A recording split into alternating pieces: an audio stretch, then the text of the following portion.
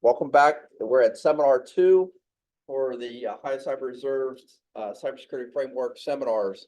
There's 5 seminars. If you were here last time, you did incident response.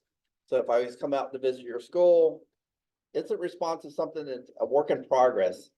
You get it so far, people change, things are adding in. So we look at your plan, like, do you have a plan? And then let's say we spot like, hey, somebody who's on your team is no longer there. I've never looked at an incident response plan where I didn't have a comment. So, but that's just an issue. Things are always changing at any industry as schools are like that. This next one is something you have to do annually also. This is called risk management. Risk management ties into incident response as it goes in and says, what's my threat? So if you looked in section 4 of your incident response plan. Okay, thank you. Thank you. So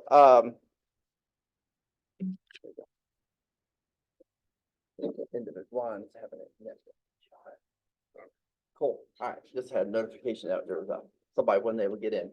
So risk management is about looking at those threats and then what's the likelihood it's happening to your school district and what's the impact. And then the most important thing is the mitigation. So we work on this 3 hours. I was at a transit company on last week, first one here in Ohio that we did, and then there's probably about 100 of them in Ohio. And so we'll build their industry package out too. But the threats that they have, some of them are going to be the same as you, but I mean, they don't have multiple school buildings, but because they have buses and they have airplanes, they have those different types of things, a little bit different. So they'll have a little bit different threats, a little bit different maintenance cycle, those different types of challenges that they have to do. And so you can see how risk management ties in with incident response. So when you're going to come out at the end of the day, you're going to see like we're going to have all kind of knowledge to go in and become a better incident response team. Okay. So there's my credentials, and so you have to hit the. Oh, that's me. There you go. So the rest of the cyber reserve's off. I mean, other than when they have to go out on missions, which is almost weekly anymore. But so yes, there's more cyber reservists in the cyber reserve than just Charles Robbins. There's like 6 or 7 that live in the Canton area that I've drawn against, but our colonel wanted to have them have as much as December off. So you get me. I promise that when we come back here for the 3rd seminar, that there'll be 2 or 3 other individuals. So you won't just believe there's one person in the cyber reserve. We're just shy about 200 individuals. The reason I serve at battalion headquarters in the state is because back lots of years when I was really young in computers, I got to go in and participate in the rebuilding of all the airfields in the United States. So these big projects, it's not like I don't have a lot of respect for individual facilities, is that what happens is in the big projects of life, which this project is going around Ohio, it's not just doing one school district, and it's not just doing a single ITC. We're working with all 17 ITCs. And then if you've been watching your emails come up, you'll see you got emails from OPCI, which is another new group inside of our cyber toolkit that's responsible for role-based training to the NICE standard, all kind of things going on in Ohio and cyber. You would sit there and go like, wow. And this year for you guys, you're like saying, I'm finding all this out. But then when I go to other states, because I was at Wright-Patterson in the very first part of November, and 18 states want to be just like Ohio right now. I'm just telling you, I was there, but there's 18 states that want to be just like Ohio. So if you have a friend that's in another state and they're in the same career path as you are, they're going to say like, how are you guys doing this? And so the big thing is we're doing it as a team. We talked about that a lot last time, is that if you had to do this by yourself, this would be about as painful as it could be. So all those credentials up there show you. So I was there when they were fielding the M1s in the military. I'm an armor officer. I was there when we rebuilt all the airfields in the United States. You name the airfields, I'll tell you what their tower looks like. Been there, done that. So the thing is that I'm a software engineer, electrical engineer, cyber reserves, you name it. If it's a hot project, I volunteer for it. And I'm only like, what, 3 years away from my 50th year in engineering. So let's go to the next thing. But the cyber reserve got a whole bunch of smart people too. So the mission, we'll just zip through this in 1 second per slide. This is because we saw this last time. We're here to assist you. We're here for education purposes, and we're here to do your incident response. Remember that a 10-person team, if you have to do incident response and you call the state of Ohio stack through your EMA channel, and you say, our school got hit, our team comes for 10. So in your incident response plan, remember to put a room in there so that 10 people with all this equipment coming in are going to come in. They need to have a room that fits 10, which would be like a conference room, stuff like that. Okay. We work with COSIN. COSIN is a cybersecurity group within Ohio. And so we work with that so that you'll notice that all the documents we give you have already been schoolified. My big beef with CISA, I love CISA. I know all the people at CISA, but I swear I go to their conferences and they have hospital people, utility people, city people, county people, school people. And then all of a sudden they start answering questions to one group. They're talking about that for 5 minutes, has nothing to do with the other 80% in the room. So if you ever go to a state meeting when I'm there, I say, hey, look, if you're going to make any progress in this area, you have to be industry specific. If not, yeah, would I be interested to listen to an 10-minute answer about hospitals? Yes. Yes, I love hospital cybersecurity. It's different than schools. Different than schools. Airports, different than schools and hospitals. After you think about it for a second, you go like, do they have a network? Yes, but their network is totally different. Totally different. So if you run an airfield and you think, well, I came from a school background, good luck. Good luck. You got some homework to do. So you think about it. There's things that schools do that nobody else in the industry does. So when I go to state meetings, I'm speaking for you at state meetings. I said, like, I've been to 550 of the schools now and talking to all of you. Well, you have challenges that the other industries don't have, as you all know. I don't have to tell you what they are. There are lots. So why do we do risk management? We do risk management because, just like I did in the intro, it ties in with your incident response. If you did not do risk management, which is usually question 1 or 2 on your cybersecurity insurance, we've only found one entity, city, county, school, utility, transit company. Even the transit company we were at last week had no risk management plan. But guess what their cybersecurity insurance questionnaire said? You know it. They said they had it. They just checked the box. Yes, yes, yes, yes, yes, yes. We always, when we come to your school, we always look at it like, you said yes on this, but you don't have that. What's the deal? What's the deal? I understand. If you don't say yes, you're not getting cybersecurity insurance. Let me say that real slow. If you don't say yes, you ain't getting it. That's just a fact of life. So the thing is, people say yes, and that's why the treasurer, superintendent fills it out, says yes, yes, yes. I think we had it. But when you talk to the IT director, we don't have MFA. We don't have these different things. But your cybersecurity insurance application says yes. Now that just tells you down the road when you need to draw money from it. Well, we'll see how that works out. Key people. This one, when you're done with it, because it is a document, you have a Neola. If you're a Neola conference, it's 8305. Your 8305 Neola, or school policy, says the superintendent has to sign off on your risk management once a year. It's an annual document. So if you're Neola, I know it by heart because I've read every Neola policy there is for all different schools. It's the very last line in the policy, and it says how many people already saw it on your 8305 policy.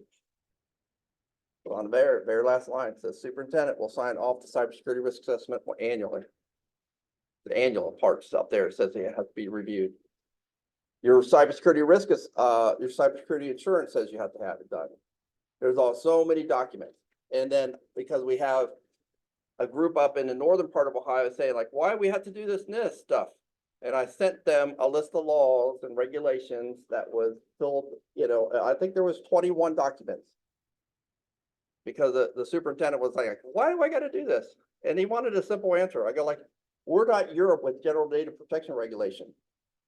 But if I need to go to your school district, sit down with your treasurer, open up all the documents that you guys get when you sign for money. And you sign for money and you agree that when you take that money, state, federal, blah, blah, blah, it'll say right in there, I've never missed. Before I did it with Cyber Reserve, I did it for IBM for a decade. You can see back the first slide says, how long has Charles been a cybersecurity compliance officer, chief officer?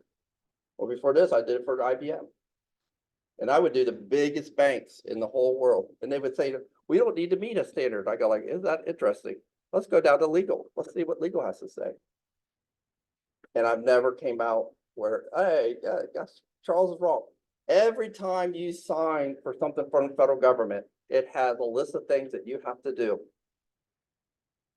And I will tell you as a federal officer, because I am a federal officer, is that guess what? If you sign that you're going to do it and you don't do it, then that bad things happen to those people. The last one, a lot of you has, you know, cities in your counties were attached to solar winds. When they named solar winds in the SEC lawsuit, US versus solar winds and the CISO. So you'll see, now I don't want you all to just hang up your, I don't want to be IT director anymore. Just remember today, you know, people who are in charge can be named as individuals.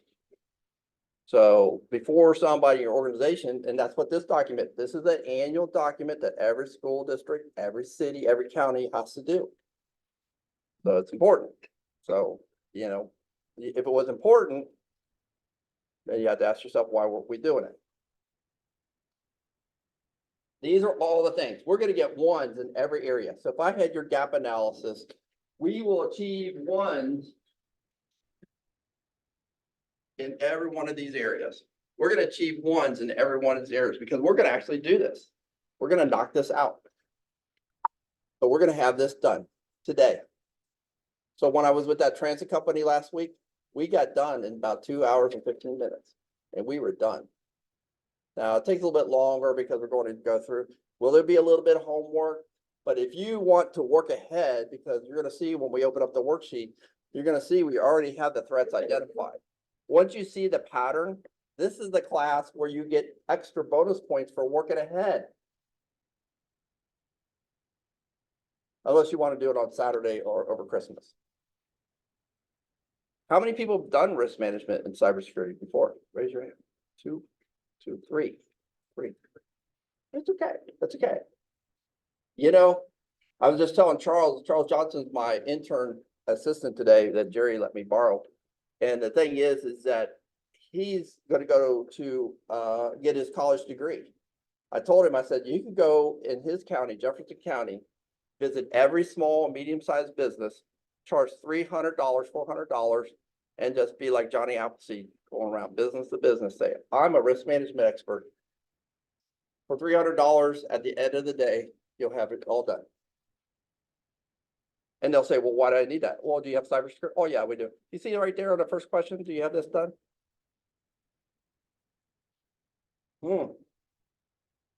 So if you're paying like school to, like a school or city does, you know, you're paying 25, 50,000, 70. We have some places in Ohio that pay up to $100,000 for cybersecurity insurance. Some cities and counties. And they won't get a dime, I don't think, because they sit there and they fill out the form and they don't have everything done. Excellent. We're going to have our plan. We're going to open that up.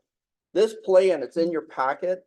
The only thing, remember, we had to make a lot of changes to incident response plan.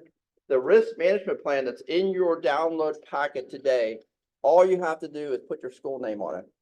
Wow. That's gonna be like too cool. Too cool that all we have to do is put my school name, because there's really not a lot of choices. You're not gonna go in and write your own version of risk management. So we follow the NIST 830. So all the risk management individuals that did it, the three, the US standard is NIST 830 and 800-39. The international standard is ISO 27005. What the Cyber Reserve did is we mixed them together. You'll see it in the standard. So you'll see all the verbiage is US. You'll see the actual pattern of our worksheet meets the ISO 27005 standard, which is the worldwide standard for risk management. How do I know it's a standard? I sit down with a superintendent the other day. They go like, I've seen that before. I said, I know it's a worldwide standard. It's the worldwide standard. The old 800-30 is a score 1, 2, 3 level. The international standard is 5 for risk. Okay, that's the biggest difference between the two. Okay, cool. Going next. You can see my boss. So anytime I say something you think is insane, this individual with all the medals sitting in the front, that's my boss, Major General Harris. You can sit there. You could either say, hey, Charles did a great job with us today, or you can say, Charles, it's crazy and you need to send out Christine or somebody else. But you'll see the governor will talk about cybersecurity before he will talk about anything else other than when they had the train accident in Ohio. But typically, you know, how many people knew that there was an increased amount of cyber attacks in the last month? How many people knew about the bomb threats in Ohio that were emailed to all the schools? How many people knew about the 3 school districts that were hit with ransomware attacks in Ohio in the last 2 weeks? 3 in the last 2 weeks. Ransomware. We ain't talking about a phishing attack. We're talking about the real deal. So I met with the ITC Council last week, and they put together an email, and they were going to send it to every single school, every single one. The guidance from the federal government is it's going to get worse over the next 4 to 5 months. And what I mean worse, and we're going to talk about that because we're going to do threat analysis today. The attacks on the school districts and infrastructure. And did you know about the 14 water plants in the Midwest? You didn't hear about that one? You know, your water plants. So there's a war going on over here. There's a war going on down here. There's carrier task force everywhere. If you talk to somebody in the cybersecurity profession, they can't tell you nothing because it's all top secret stuff. But I will tell you that the threat out there, the perpetrators are sick and tired of Americans right about now. And so they go like, well, I can't fight a US carrier task force. I can't bomb their base over in the desert. So what I'm going to do is I'm going to attack your school because that's an easier, softer target. And it's going on right now. In the last 30 days, there have been more attacks on our infrastructure than the history of the internet. Now, do I want you to go back to your superintendents and go in and get them to panic?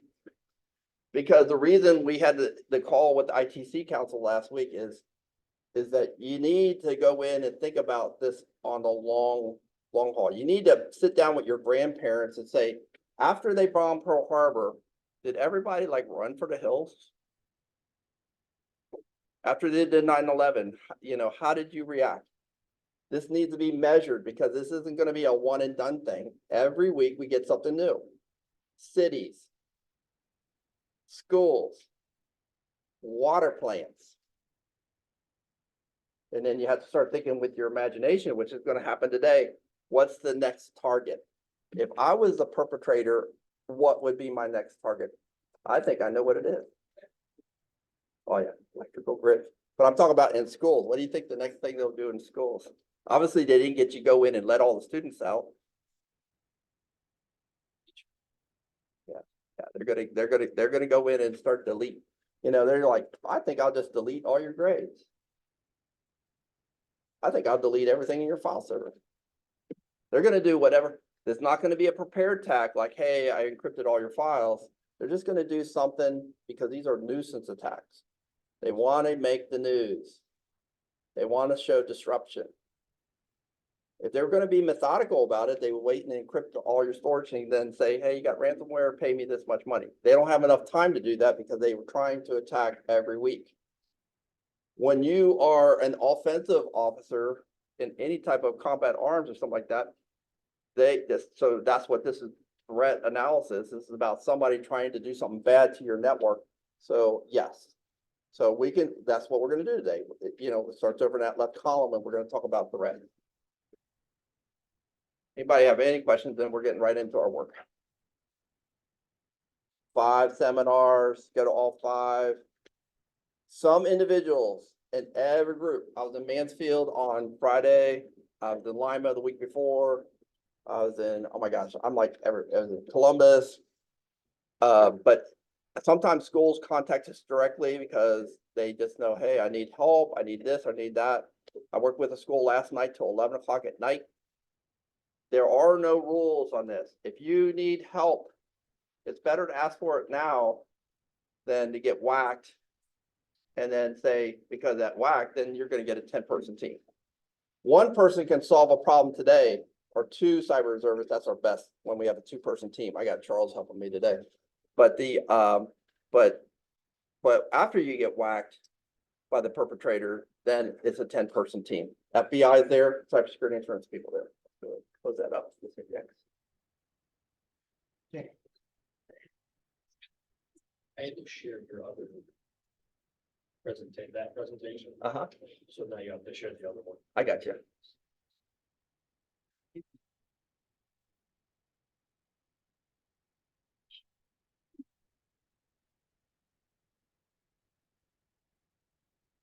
You see it? Are we good? The likelihood impacted. Yep. We're gonna go.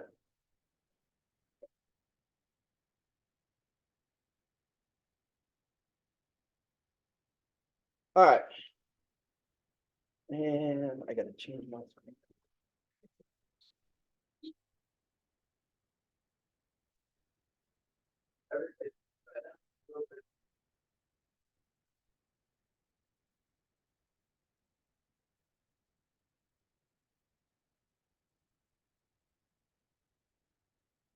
One little more short PowerPoint. Go back and forth. This one just goes through the.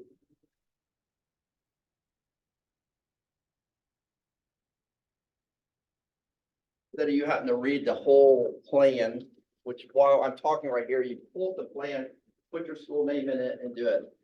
It just takes a few minutes to get through. We try to schedule 3 hours. If I'm at an organization and I'm doing it all by myself, 2 hours. 2 hours. If I came to your school or school that missed it today, and we're just going to do one-on-one virtual on the phone, it would take, no kidding, we'd be done with this in 2 hours. Takes a little bit longer, 3 hours when we're working together because you're listening to other people's ideas and stuff like that, which is great. It's the second one, risk management, supports incident response. Supports all those controls.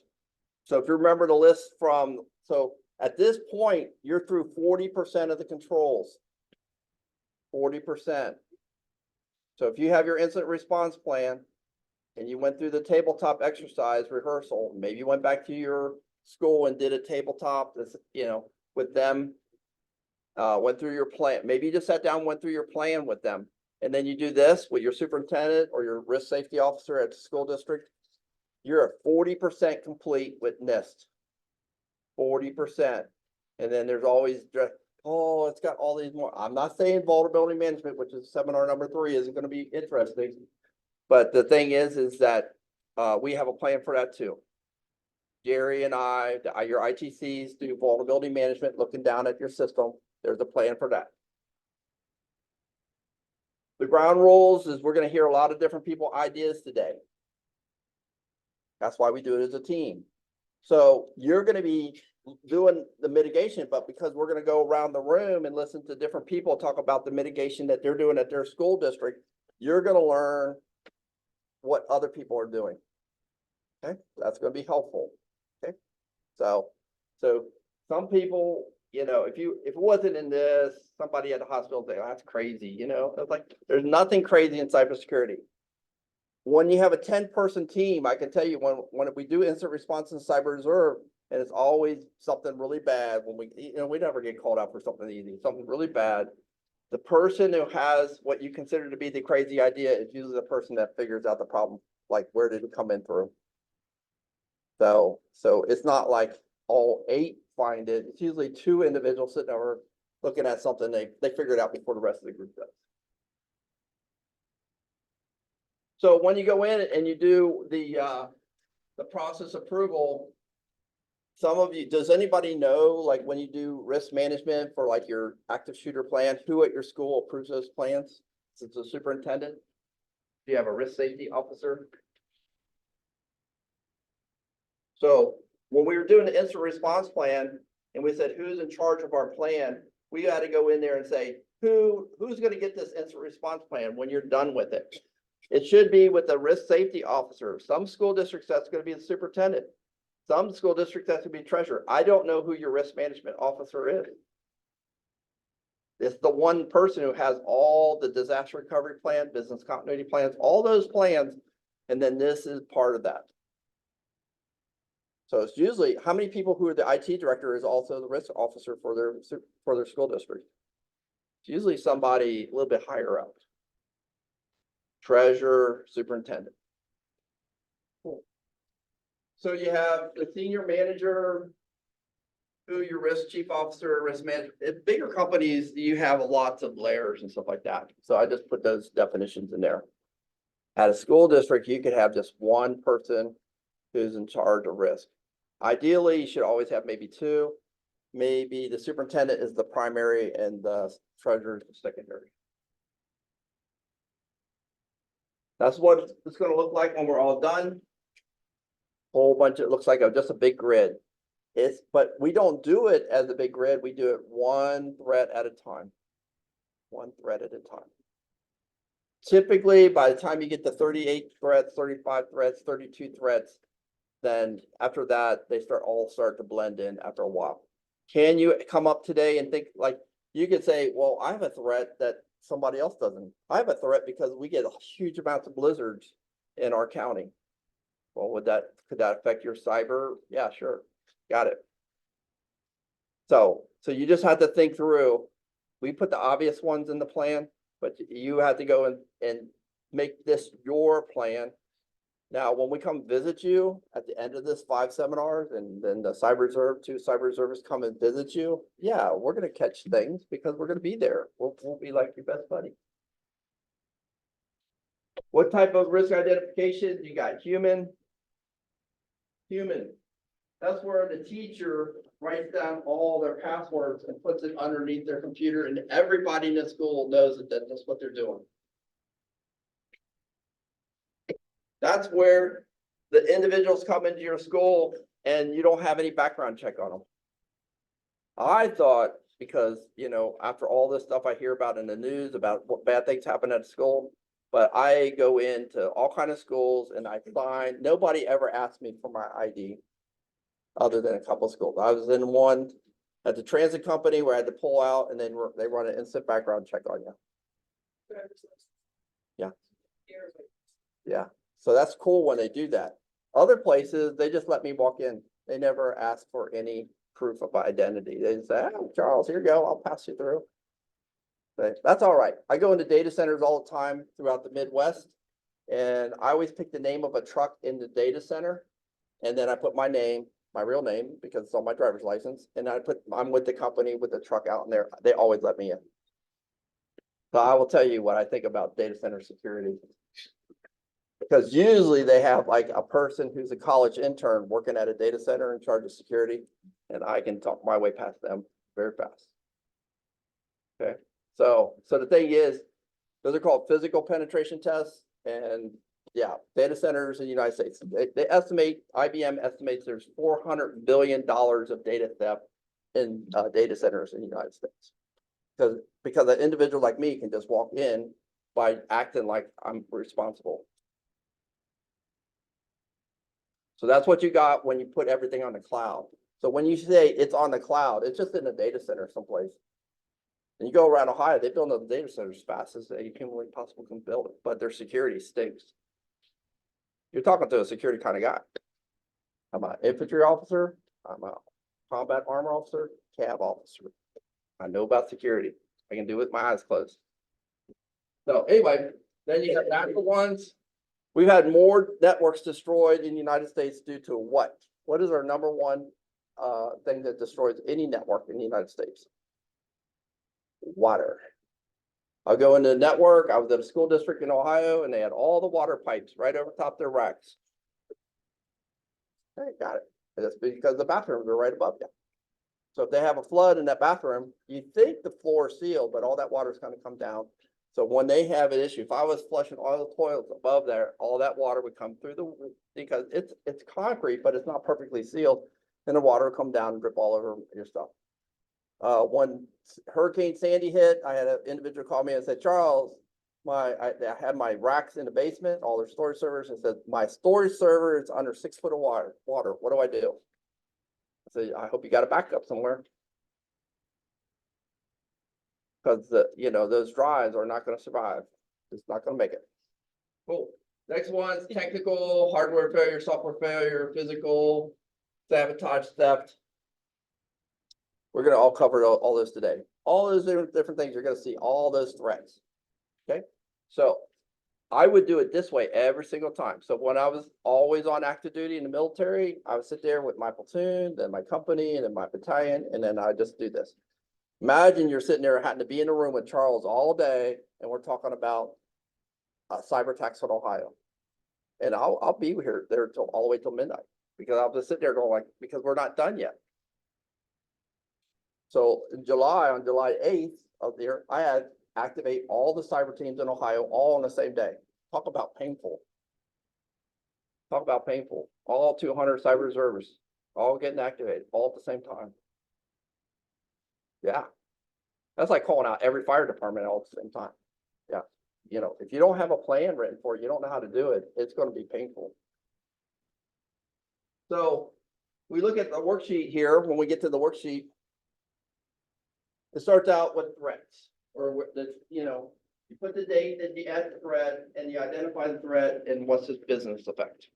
Some things are going to affect your data. Some things are going to affect your business. And if you want to change the word business to school, more power to you. So business effect, loss of business continuity. That is a industry term. But if you want to say loss of school continuity, nobody's going to sit there and gate you for that. So if you want to change any word business, but when they're talking about business, they're just talking about business processes. Okay. Now, you'll see that 99% of our threats that we're going to look at today are loss of business continuity and their loss of cybersecurity. It's a cybersecurity threat. Okay. So if you want to have other ones in there, more power to you. After today, you can be completely trained on how to do that. We will get really good at this improbable, unlikely, likely, very likely, almost certain. If you actually did a risk assessment, you said, what's the likelihood that I'm going to get hit with ransomware today? Well, if you're at my level at the state, I would say every day, almost certain. Every day. Happens every day in Ohio. We have 14,500 critical infrastructures, and every day one of them gets hit with something. But that's what this risk assessment isn't about the state of Ohio. So General Harris would say almost certain. You guys and gals are going to say, what is it mine? So you would say unlikely, happened just 3 times a year, or improbable, it didn't happen. So most of your responses for your guys' networks today are going to be improbable or unlikely. Okay. So, but we're going to know this because we're actually going to do this live for 2.5 hours. Okay. Let's do the next one. Then we come to impact. Impact is all the way down, like, hey, it only affects one person, the admin assistant in the front office. Okay, all right, so the impact is negligible. All the way up to where I got to let everybody go home from school. Well, then guess what? It's going to be very high. So when you look at these things, and if you have this open up on your computer, when we answer these questions, it's gonna take us so many iterations to where you're very comfortable with determining whether you're a 1, 2, 3, or 4, or 5. You can see why a 3-level system, analytic system is bad. 3, because there was enough, it has to be granular enough so that in the old system, the US system only had 3, so they had a lot of high choices.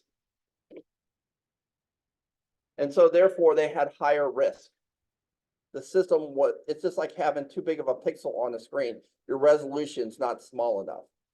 So having a 5 scale is better than having a 3 scale, believe me. When you just have a 3 scale, then what happens is you get a lot of high risk. And you go like, well, I don't feel like it's high risk. Well, that's just because you're using this 830, which was written 15 years ago.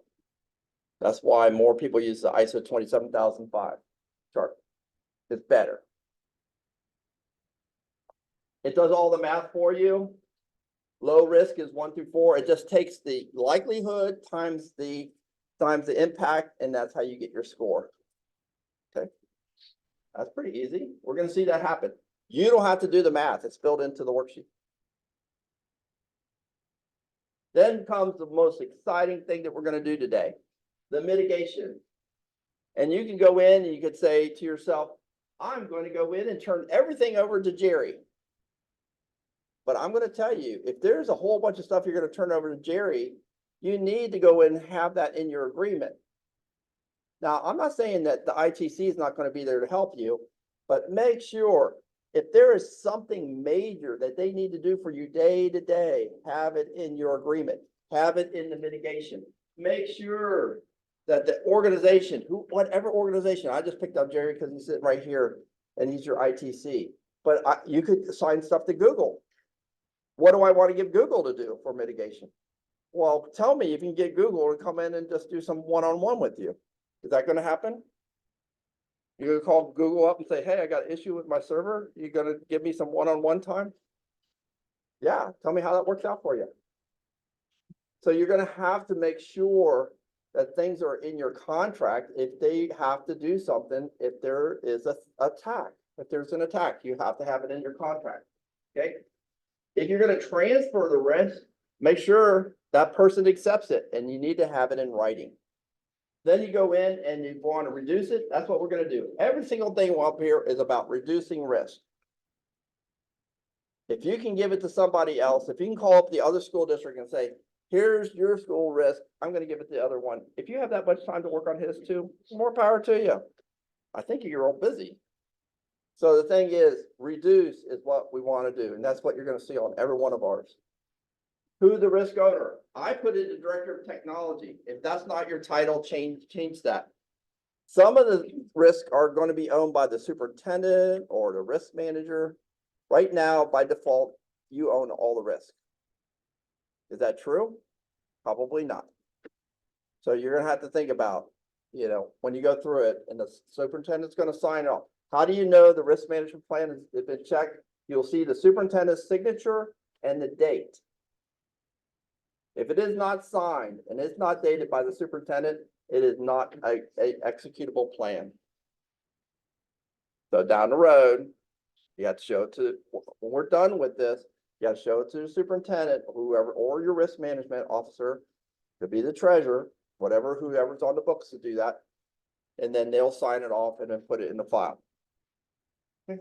Next year, so if we approve it in 23, you'll pull up your plan. Usually what I do is I pull up the old plan from last year, copy it to 2024, and then I put in the new date. So this date changes every year, date of approval. Date of approval. So once a year, you're required by regulations in the United States to update your risk management plan. Okay. And just like that school up by Lake Erie, they asked me, and I sent them 21 documents to show them in the Ohio law, federal law, why they had to do this. Because they were convinced that they need to do it. But usually when it comes to that question, I will sit down with your school lawyer, because if I'm talking to somebody who hasn't read all the regulations, you're like talking French. If you're talking regulations, you gotta talk to somebody who owns the regulations, and that's a lawyer. The treasurer, unless they got a law degree behind their name, you're talking to the wrong person. Okay? Cool, excellent. This is the real score. After you apply the mitigation, you go through the likelihood and impact again, based upon your mitigation, and you get your risk score. This is the score. When they ask you, what is your level of risk? The one that you had before, that doesn't apply anymore. You applied your mitigation. So if a teacher lost an endpoint device and you applied all those things you needed to do, you took them off, they took the device off the network, you had them change their passwords, you did all the things you were supposed to do, that's your score that you report to an insurance company. Well, it's the whole worksheet. Okay, when we're done with the exercise, we're going to go in, drop this over into the POAM, which is the third sheet over on the spreadsheet, and then we're going to sort it, and we'll have our highest risk at the top. If you have a high risk, can you get cybersecurity insurance? Everybody go like this. No. If you called up your cybersecurity insurance company and said, hey, we were just doing this today, I found out I got 3 high risk. They go like, well, we're rescinding your insurance as of today. Thanks for telling me. Are they going to give you your money back? The answer is no. You cannot have a high risk anywhere in the United States. There's no acceptable risk. The superintendent can't go in because treasurers and superintendents, they communicate to federal and state government. If they had a high risk, it would affect their federal and state funding. You're not allowed, unless you get all those parents in the school district to say so, you're not allowed to say in our industry, I'm going to accept a high risk. Well, who's Charles Robbins? Who's that person? So that's why the superintendent needs to sign it according to 8305. And when they sign it, every school district that has had a high risk in the last year, in 30 days, it's amazing. In 30 days, they got new servers. In 30 days, they got their whatever it was that was causing them to be high risk. It was all fixed immediately. It's amazing. It's amazing what happens after you have to sign something.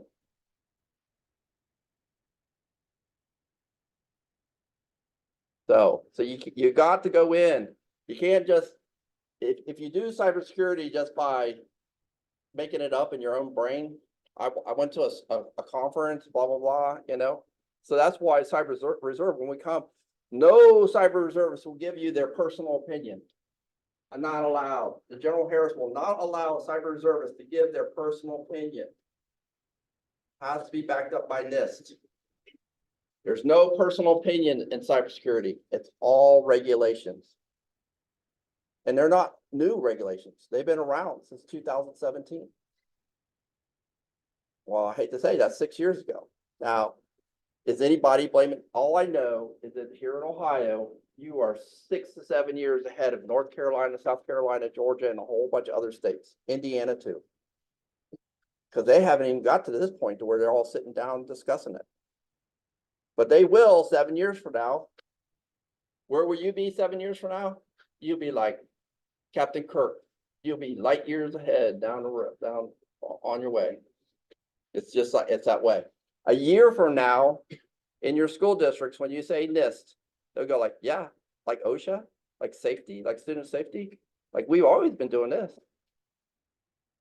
Right now, you are probably 75% compliant on every single thing. So we're only going to discover a couple of things. Most school districts here will not have a high risk at the end of the day. People who have a high risk are those individuals who are still running a Windows XP laptop someplace in their office on their system. And we find them all the time. Every time we find it, we fix it. Every time the Cyber Reserve finds an old server, we fix it right away. They'll go like, well, I don't know how to do that. Well, if you don't know how to fix a problem, I guarantee you I have 2 cyber reservists who can talk you through how to rebuild a server on a 2019 server and replace the 2003 piece of junk.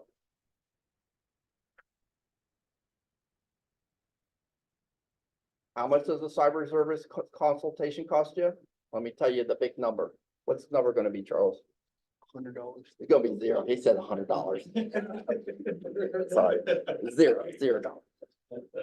He's gonna go around $100, chart and teach people in Jefferson County on how to do risk management. That's good. Good, thank you. There you go. He's about ready to head off to college, so he's thinking about, he is the new generation of cybersecurity people that you're gonna be hiring as they come out of school. Whole thing looks like this. When you're done, we're just about ready to get into it, so you can talk about it all day long, but doing it clears all the fog. Anybody have any questions? All we're gonna do today is risk management. We ready to go? And then we'll, at the hour and a half into our exercise, we'll take a break here in about 40 minutes, halfway through, and then we'll get back into it. If you don't get all the way done and you still need, we're at 12 o'clock, you're going home and you're done in January, call me up. I will check it online with you, line by line, however you want to do it. If I'm not available, I will turn it over to Paul Hem or Stephanie, or it's other cyber service, and they'll check it. It's really easy to work with the cyber reserve. Jerry calls me up all the time. Just sends me emails, and then I try to respond to him as quickly as possible. Okay, cool. All right. Gonna go ahead and get into our work. Yeah. Good job.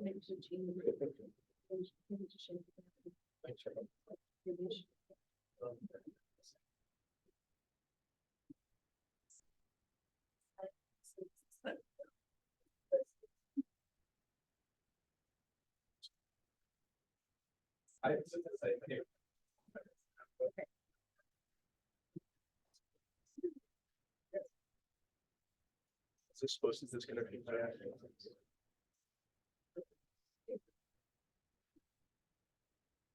This says connecting, it's just spinning wheel. That's what we're going into right now. The only Excel spreadsheet in there. If you haven't gone already into your Word doc and changed the plan's in there. I didn't even open the plan, but we just went through it. And if you, anytime you want to quit typing on the Excel spreadsheet, you want to go over and open up the risk management plan. The only thing you have to do in a risk management plan, all the risk management plan does is says, this is the form you're adopting. And you save it with your school district name in it, and you save it there, put it in with your incident response plan, you're good to go. Put this risk management plan and incident response plan. The school system and Huber Heights, they said, well, we had diagrams done. So how many people know that Huber Heights was the very first big city to get hit 3 weeks ago on a Sunday in Ohio, when all these big attacks were coming across Ohio? So Huber Heights is a 45,000, 48,000 person city just east of Dayton. They had all their cyber stuff on the system. So what did they get to access during the attack? Were they able to open up their workflows? Were they able to open up their diagrams? Were they able to open up their plan? No, it was on the encrypted ransomware computer. So you should have, so if you go down to your data center, if you're in your data center, you should have a binder down there and a laptop with your plan, and a laptop that's not on the domain. You go into where the command center is, where maybe the super is, and the treasurer. There should be a copy of the plan and the laptop, not on the domain. And then in your office, same way, plan, laptop's not on the domain. You cannot have stuff on the domain get hit with ransomware where everything's encrypted and expect because the cyber reserve shows up and it says, hey, where's your plan? Well, it's on that computer. It's all encrypted. We can't access it. Think through the problem. Think through the problem. But how likelihood after? Yeah, we're gonna do that. So I guess what is that Hold on one second. He's got technical issues here. Zoom. Since you're muted, that's okay.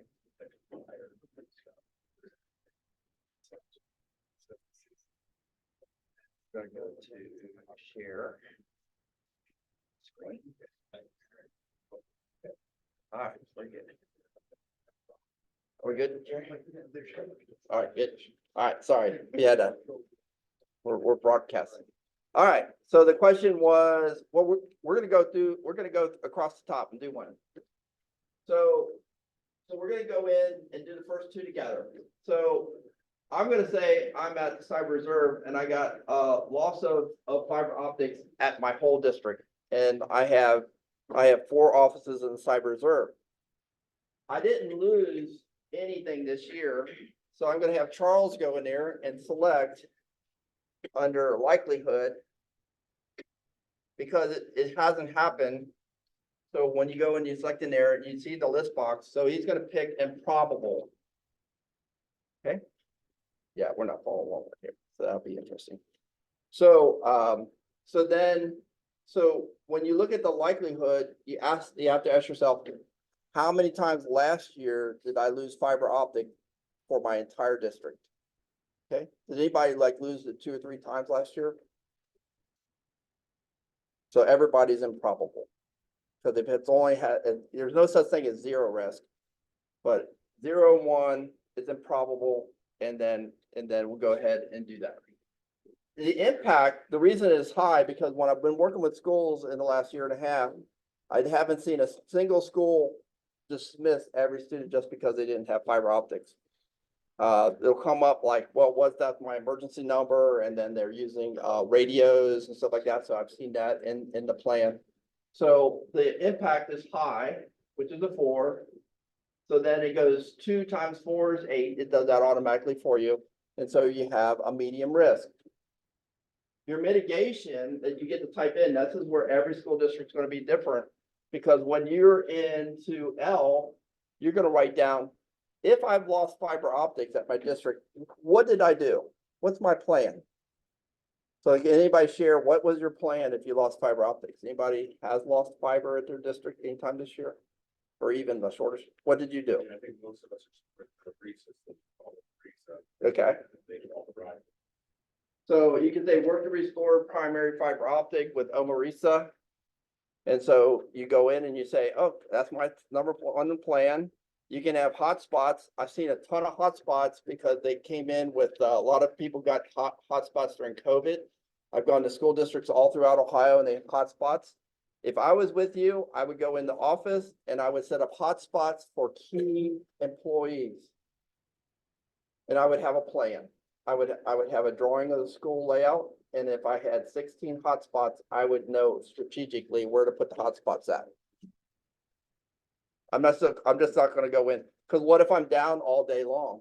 I think the superintendent and the treasurer and other key individuals would like to be able to, you know, maybe the EMIS coordinator would like to still be able to do some work. So I'm going to use any type of school resources to solve that problem. So that's why the hotspots are in there. Does anybody else have any other mitigation that they want to share that they do for loss of fiber to the entire district? We're good? Okay. Now, when you get to likelihood after control, which is what his question was, it's going to be the same. So if you're improbable, it's going to be improbable again. The only time you can lower a likelihood, like with a phishing campaign, like let's say a lot of your teachers are clicking on the phishing emails, training can always take down likelihood. So if 100 of my school districts teachers were clicking on the phishing emails and I do some training and now only 25 click on the phishing email, likelihood can be reduced through training. So remember, if this has something to do with training and mitigation, it's going to change your likelihood setting. If you didn't do any training, your likelihood is going to stay the same. But the impact, once I go over to using hotspots adjacent. I have one school district in Ohio. They have an agreement with a business across the street, a library, that they go onto their network. But they have an agreement and they have it as part of their mitigation plan. So Jerry and his team could be working on restoring your fiber optic, but if you have a way to pick up internet for your elementary school from an adjacent business and you have that as part of your plan, well, there you go. You're just a clever American. Welcome to the show. You have to have, you think about, what if somebody told you lost fiber for a week? You can get pretty clever pretty darn fast. You can get clever really fast. It's just doing some due diligence, because I can go on any type of network and find out that, hey, there's a business on a different, in other words, they're not on OrNet, they're on something else. And oh, by the way, they're next door and they're a secure network. I can go across the street, sit down with the CEO of that business and say, if we had an emergency at our school, could our students pop over and be on your network? Most community people would say, if it was an emergency, I'll let you do it. And then they're going to promote it as part of their business. Say, hey, remember, we're the ones that saved that school. So when you pop on your school and you can see like a whole bunch of other networks that are like right very close to you. Now, some schools are in the middle of nowhere, so you're not going to have a lot of help there. But other schools are right in the middle of a community and there's other networks around you. You just have to ask a question ahead of time. And business networks, a lot of times, are very secure. And all you're asking for is temporary until OrNet and the ITC get you back up and running. The one that happened in Ohio the other day, it was a backhoe. They cut the line. It wasn't like nothing that Jerry could do about. When you have a construction company go out there and cut your fiber optic line, then you have to wait till a splicing team comes there and splices it back together. Cool. All right. Yeah. Anybody have a question on the first one we did together? Because eventually we're going to do them where we go walk around the room and so, okay, we'll do one more together. So now we're going to lose just a single building at our school district. Okay. So in our single building, if it's improbable, it's still going to be improbable again. So you get to click in it.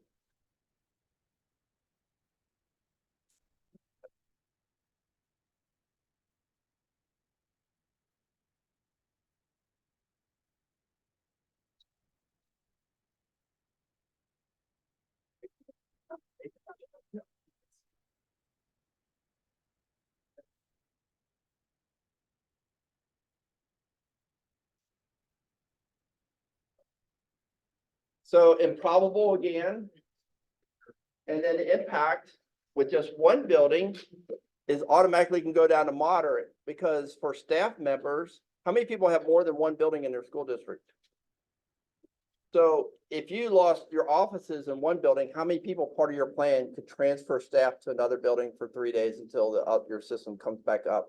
And I'm not talking about students, but you can transfer other critical staff to other buildings.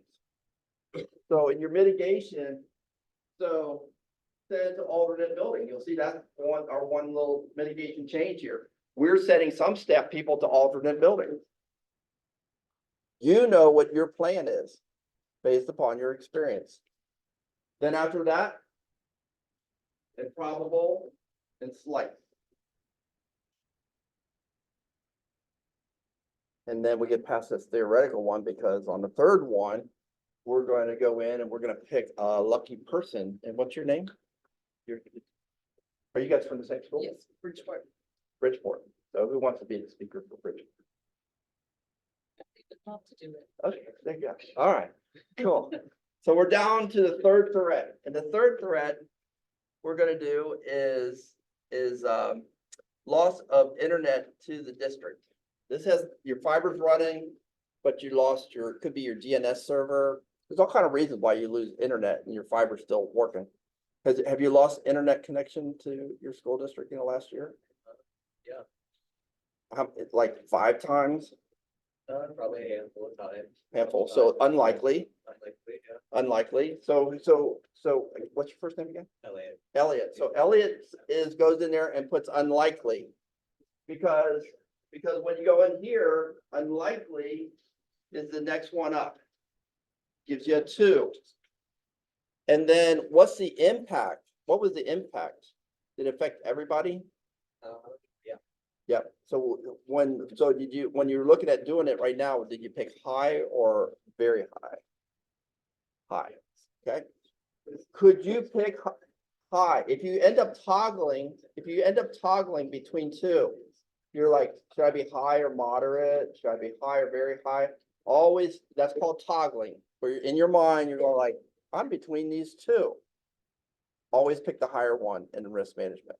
Always pick the higher one. So if you're between slight and moderate for that control, for that threat, then always pick the one that you're toggling in between. Now we're going to ask the Elliot, what is your mitigation for loss of internet? What did you guys do? First, determine the source. Okay. Determine the source of the failure. Correct the issue or reach out to the necessary party to fix it. Okay. So who is that? Your ITC that sends you your internet connection? Yeah.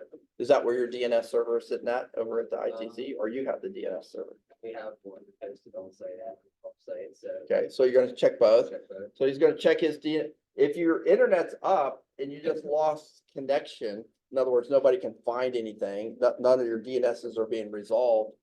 And how many people have seen that to where maybe somebody put in a new DNS server, they did a change in server on your Active Directory, and nobody can find the internet?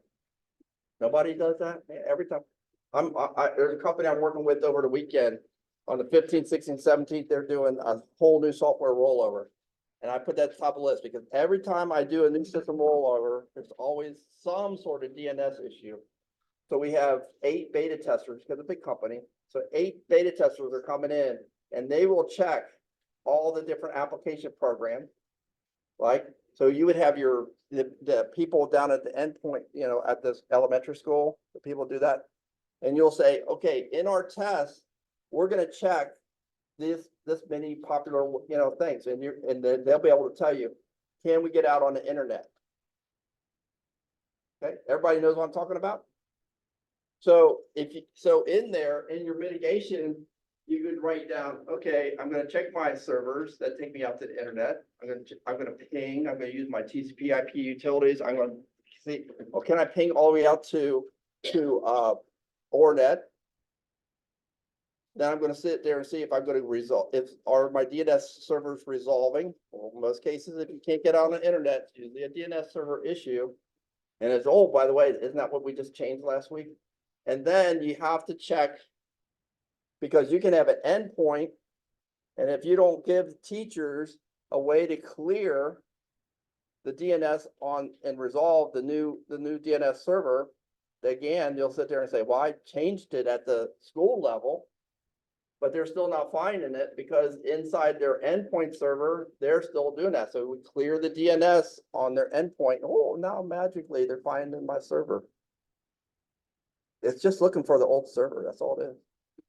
How much detail are we to put into our mitigation? I would put it should, in the end, by the time you get it written up, that goes, excellent question. I would put as much detail to where if Charles came to work for you this weekend as a brand new tech, he could go in and you say, here's all our mitigations. Now, if it gets to be real long, you could say, see page blah, blah, blah of the incident response plan for the whole list. So but it should have enough information in there to where the person knows what to do.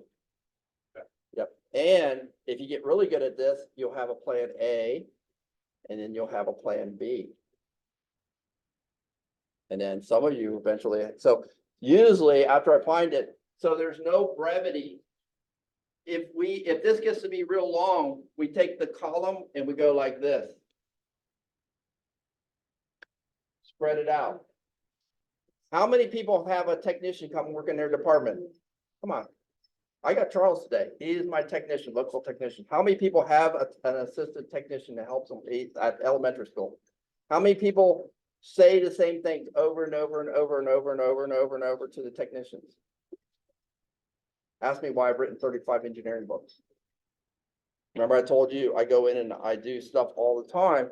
Well, when you're doing stuff at the state level or national level, if you don't write it down, somebody's gonna send you an email. But if I go in and you're a good communicator and you put the process and then you have it posted, not like on the website, but just inside my own department, then when something happens, people can play. In other words, how about this? I'll back up. How many people as a technology director you feel inundated? Pressure. Come on. Let's have some couch time right now. How many people as a technology director feel pressure on a regular basis? Come on. I go to 3 cities in Ohio. I told my wife I have this dream about not having to drive, but you have to do it because like when I talked to the OPCI director down in Cincinnati, I says, so he says, well, I'm just going to do everything virtual. I says, well, who's going to believe you? Because there's a ton of stuff on YouTube that tells you how to do cybersecurity.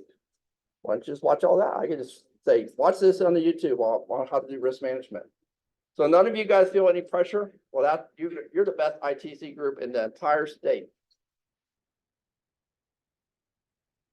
In that last slide, last year, they have these things called cyber clubs. So I just got announced from a school district that they just started a cyber club last month in Ohio. So what does a cyber club do? They help out the technology director. They do base level stuff. They're exactly what Charles is helping me right here. He's learning, getting ready to go to college next year, but as a senior, he is learning how to enter the workforce for cybersecurity. If you can go in and get a percentage of your work, then that would be mitigation. So if you sit there and say, I'm going to have my technician do this. So every time, so like when we do ransomware, when we bring the whole network back up. So if you came with me this weekend over on the east side of Columbus, you would sit there and say, here's all the stuff that the endpoint technicians have to do to check to make sure that the new software is working right. All it is a big checklist.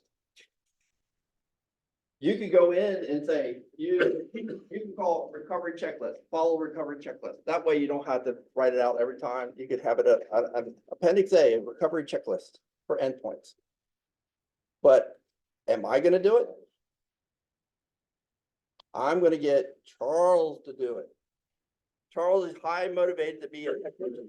Now, if I tell him he has to do it 5 years from now, he's going to think I don't like him anymore. But you can know who at your school district can be a technician to help you out. Like Huber Heights had to in the school district over here on the east side of Columbus, they had to image after the ransomware attack all their endpoint devices for their 500 teachers. How many people are going to do that by themselves? How many people are going to teach about 8 or 10 technicians and say, hey, this is the process? Very good. Good job. Thank you. You're going to teach people who can be technically savvy, and I'm going to give them a printed out process on how to re-image the teacher laptop, because I know that someday when I get hit with ransomware attack, I need to re-image all my endpoints. So I'm going to make a new image. I got cyber reservists here. Charles, he's going to give you a new image that says, oh, we patched that hole, but we got to go back to all of the teacher laptops and re-image them. Now, most of you do that over the summertime, right? Well, how many people would like to do it in the next 2 days, the next 48 hours?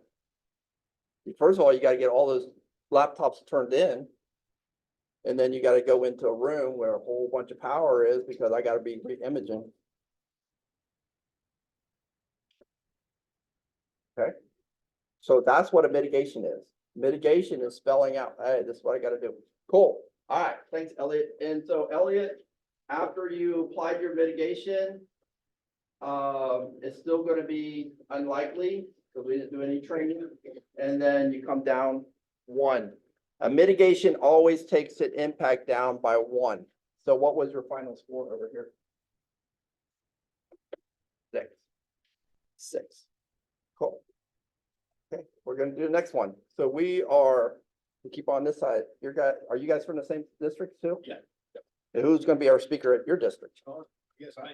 Okay, and you are again? I'm the tech director. Yeah, Sean. So, okay, so Sean, the problem you're gonna have is, let's go down to, I don't know why, I don't like that loss of internet optics. I don't even know what internet optics is. I'll see somebody who's typing in their cybersecurity. Let's go down to number 5, loss of primary data center. This is due to a fire. You had so I always think about when I read it, you lost your primary data center. Now, some of you have a secondary data center. So did you lose your primary data center? So we're down to number 5. Loss or this one right here, loss of primary data center. I don't even know what they put in here for loss of internet. Loss of primary data center. Has that happened to you? No, that's improbable. Improbable. What would be the impact? Very. Very high. So 1 times 5 is 5, it's still medium, right? So what would be a mitigation that your school district would do if you lost your primary data center or the place where all your fiber comes in and you have your firewalls there? Because some school districts just don't have any servers, they just have firewalls and switches. So the way my fiber is set up, I can make a second school, because I've got redundant fiber running between. In the same room? No, so our high school is our data center. So if high school is burnt to the ground, my middle school could become our. So you would write in there, middle school is my secondary data center, and then put in the time it would take you to bring it back up. When 9/11, which housed all of the data centers for all the financial institutions, how soon were they ready after they lost both buildings on that Tuesday? How soon were they ready to be back up and running? Anybody know the answer? Thursday morning. They asked the president Wednesday night, said, can we do it Thursday morning? He said, no, people were like, they're not ready for this yet. So they opened up on Monday. The industry standard for recovery from total system loss is 48 hours. Okay, so how many people do not have a secondary data center like the one that we're talking about here? Come on, yeah. So if you have a list of what's in there, and then if you did have a list, then when the cyber reserve comes to visit your school, then you would say, Charles, the technician, one of the things I need you guys to do at the cyber reserve is help me write up a plan on how to build another data center. And then we'll pick a room. My favorite room for back secondary data center. So if I had the fire here and lost this room, because you typically have cinder blocks in school buildings, if I can go in there because my fiber is coming up like this. Now I'm going to imagine this is all melted down here. It's a mess. But if my splice is coming here, I can come into the adjacent room, I'm good. I can sit down with an electrician all day long. Here's my burn up panel over here. And now I so I have a fiber technician bringing me my new splice ones up. They'll see, oh, it got melted back 6 foot. But if you're trying to pull fiber in a whole new section, there's no fiber there, life is terrible. But if all I have to do is go 6 foot back, I'm telling you, you're talking to the guy who built airfields for a living. I go to where it's okay. Oh, here's a box, here's a junction box. Oh, I can bring it over here to this new room. That's 10 feet. I can have somebody do that in 48 hours. I can have an electrician, any county electrician can come in and put me a new box that looks, as long as I show them what my old box is and what circuit breakers in there, any electrician in Ohio could do that in less than 48 hours. All I have to do is have a sketch, list of equipment, pictures I took. If I didn't have a drawing, I would just take a picture and then I would show it to them. Because they'll see where the fire melted everything down to here. They'll see all the wires.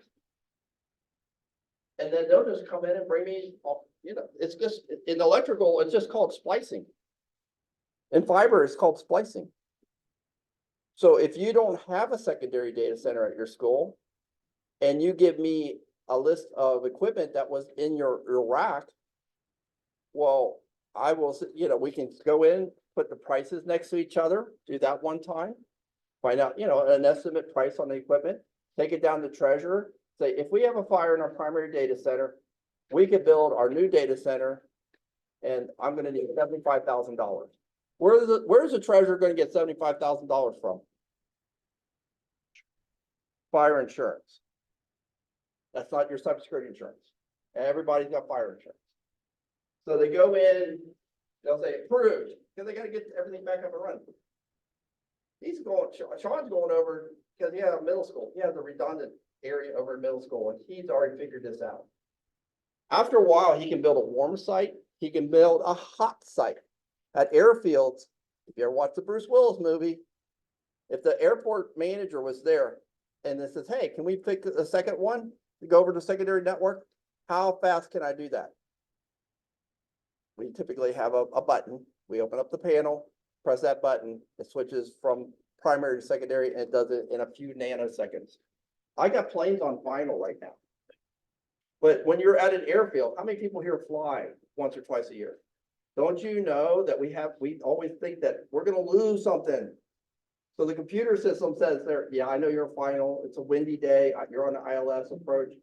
When we switch over, 1 millisecond later, you're on secondary. You never do it in the plane. No, what? That's fast. What's the chance we would even need, as school districts, that we would need to bring on a hot or a site? We would. I was gonna say, because it's so improbable. Right, but if it was a higher one on yours, then yeah, we do it. All I'm just saying is, now that you know that you can have a plan to where you take a picture of your old data center, have a list of the equipment, and be ready in case there is a fire, that you can stand up your secondary. After you do risk mitigation, you got to get out of this point where something happens to you in your data center or in your work, and you just go like, I don't know what to do. I don't know what to do. If that, then what happens is, and you can kick me if you want to, if you ever get stuck where you don't know bad things can happen to you, go down to 6th grade class or middle school or high school class, go to where the Charles Johnson's group is in Jefferson County, and ask a school, hey, I need you to think of all the bad things that happen to my network. You're doing workforce development, because you could do this now at school, right? And you could help out any of these school districts right here, and that's called workforce development. This is an area of growth in Ohio, because I can tell you, we don't have risk management done. So that means we don't have a written plan for all the threats. And that's what we're trying to do today. After a couple months of doing this, you can have it signed off by the superintendent and think of a couple, and I would just add them on and then get them approved next year. You don't have to take it down to the superintendent every time you add a new threat and hey, superintendent, I added a new threat. You need to sign it one more time. Just have them sign it once a year. And then tell the superintendent, we're going to think of new ones, but we're only going to ask you to sign it once a year. Cool. All right. Good job, Sean. Did we answer all the rest of the questions, Sean? So he put into mitigation. He's got a secondary site at the middle school. If you don't have a secondary site, then put a list of things that you're going to do. I'm going to go in, take pictures of my existing data center. I'm going to go in and get the list of equipment in my data center. It's that same list you give the treasurer for your 5-year technology plan. Here's all the stuff in my data center. If you need help with it, you can write in your mitigation. Cyber Reserve needs to help me put this together. That could be mitigation. Mitigation could be Cyber Reserve in the month of January helps me do this. Okay. So it's kind of like your work list. It's your work list. Mitigation is a work list. So you can have an interim, I need to write a plan for this. And so that becomes your plan. The plan is to write a plan. Then he says it's improbable still. And the likelihood is going to come down by 1 notch. What's the chances that after puts it in the middle school, that it's going to happen to the middle school? Not going to be as high as it was before. Okay. So always, any mitigation takes you down by 1 impact level, unless you have no mitigation. Cool. Excellent. All right. So next one we're at 2, and we're going over different school, right? Yep. Yep. Your name is? Brian. Brian. So Brian, we're going to do, you just lost a server or a firewall device inside your data center. You only lost 1 piece of equipment. Does that ever happen? improbable. Okay. Now, some of you have older firewalls that can be unlikely. So just because Brian said improbable, you have to ask yourself, what's the likelihood at my school district? Did it happen 3 times this year? Well, maybe then it's unlikely. If it's happening every month, that's likely. So you know how good your firewalls are, how good your servers are. And then we're going to look at the impact. What's the impact of you just losing one little Active Directory server or one little firewall? Okay, high. Okay. Okay, so that gives you a medium size. Is that what it's going to be, medium? No, it's medium. Yep, medium or low. I'm sorry. 1 times 4 is 4. And so, and what's our mitigation? What do you do when you lose a single device in your data center? Yeah, so I mean, in this case, and again, it could be different for others, but our servers are already virtual servers housed at OME-RESA, so in the event that one would go down, we could restore a backup of it. So all your servers are at the ITC. Yep. So in his case, he's writing up, he's saying that all his servers are at the ITC and you're paying their technician to swap out that damaged device then. So we're paying for their hosted service, so. Yeah, they're gonna have to swap it out with Yep. something. And then you already know that there's images built. There's redundant backups there. So he has images are already built there, Charles. So he has images. What else can you do? How many people have backup equipment sitting in their server room? So when a primary piece of equipment goes, they have a backup equipment spare. Yeah, then that's going to be on your list. I have spares. So your mitigation is I have spares for the following. If you don't have 100% spares, then you could say, this company, this distributor, I'm going to buy the server. In other words, who do you buy your servers from if you need a spare? How do you pick up your spares? So if you have 100% spares, that's great. Then just say, I'm going to use my spares. If you don't have spares, you can go all the way, because if you tell me the model number and I can get approval to use a credit card from the treasurer, I can make that purchase and have it airshipped and be here tomorrow morning. How many people at airports, how fast would I airship something? How many people know that there's same day airship? Yes, for emergencies.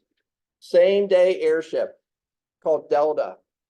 Now, chances are I got to take a technician and say, Charles, take this.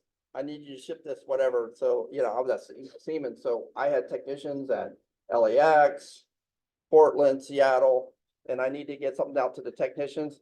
I would basically, it's almost like you're buying it a place on the plane. And it's like you go to the counter, you have your box, and I would have the boxes shipped to the individuals that day versus them waiting until 10 o'clock FedEx the next morning. So if it's an emergency, you can do same day shipping. You don't know if it's an emergency until you do it. We got 2 more minutes. We got to go. Break. All right. So after he goes in and replaces that, then he is, what was your likelihood after control? Probable, improbable. And then what was your impact after probable? Or after control applied? Negligible. So you always bring it down based upon, if you have a mitigation, you take the impact down by 1. Okay, you can take it by more. You can take it more. So how big It is was initially high. Yeah, so You're he, just taking it down to moderate. I would. After you practice, so this weekend, I got 8 technicians practicing. I got a 2 software person team and a 2 IT person team, and they're changing over the entire company's software. It's over Christmas weekend almost. It was planned. We're changing all the software at a company.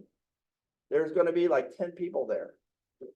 So if we demonstrate that we can do that in 2 hours, which is our average time for system rollover, then I can go in and say, oh, we've demonstrated it's high impact. But if I practice a recovery on a weekend, and I know it can be, then yes, you have the evidence that you can bring it down to negligible. Because anytime, so that's where I would actually write in your mitigation is like, if on average it takes less than 2 to 4 hours, I would put that in there. Because my technician, Charles here, would read it and says, oh, I got 2 hours to change that server out. He's a server expert, by the way. Hardware is his thing. So if he was working for you, he would want you to give, he hates, well, he doesn't hate software, but hardware, he already told me when I met him this morning, hardware is his thing. So he would practice those hardware skills and say, hey, write up these procedures. Okay, well, anyway, it's 10:30, and as promised, halfway through, we're gonna take a 10-minute break. And that way you can get a refresh on your coffee. And then we'll restart again at 10:40 and pick it up on the next control. And you can see how we're rolling through and everybody gets to talk through, help mitigate.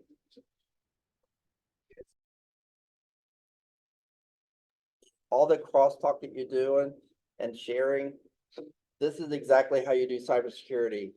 So if you're a school district, so I have a city who went through the NIST training. And then the school district on the west side of Columbus got hit with a ransomware attack in 2021. They borrowed 2 individuals from the city because the 2 teams knew where they were at, what level. So once you know where you're at, and you know where another IT incident response team is close to you, even at Huber Heights, they borrowed people that were local. And so, yeah. So knowing where everybody's at, knowing what level of training you got, it just helps. It's not a battle that you win by yourself. Cybersecurity is not a one-on-one game. It's one on. So anybody from China, Russia, or Iran, or any other North Korea who wants to attack this part of Ohio, they're really attacking all of you. And that's the way you got to start thinking about it, is that we're a team and that's how we work. How many people come from the Cyber Reserve when you call them? 10. Okay, so who did we end up with? And maybe we'll go to the other side. We'll go ahead with over here. And who wants to speak for your school? I'll speak. And you are again? I'm Justin. Justin.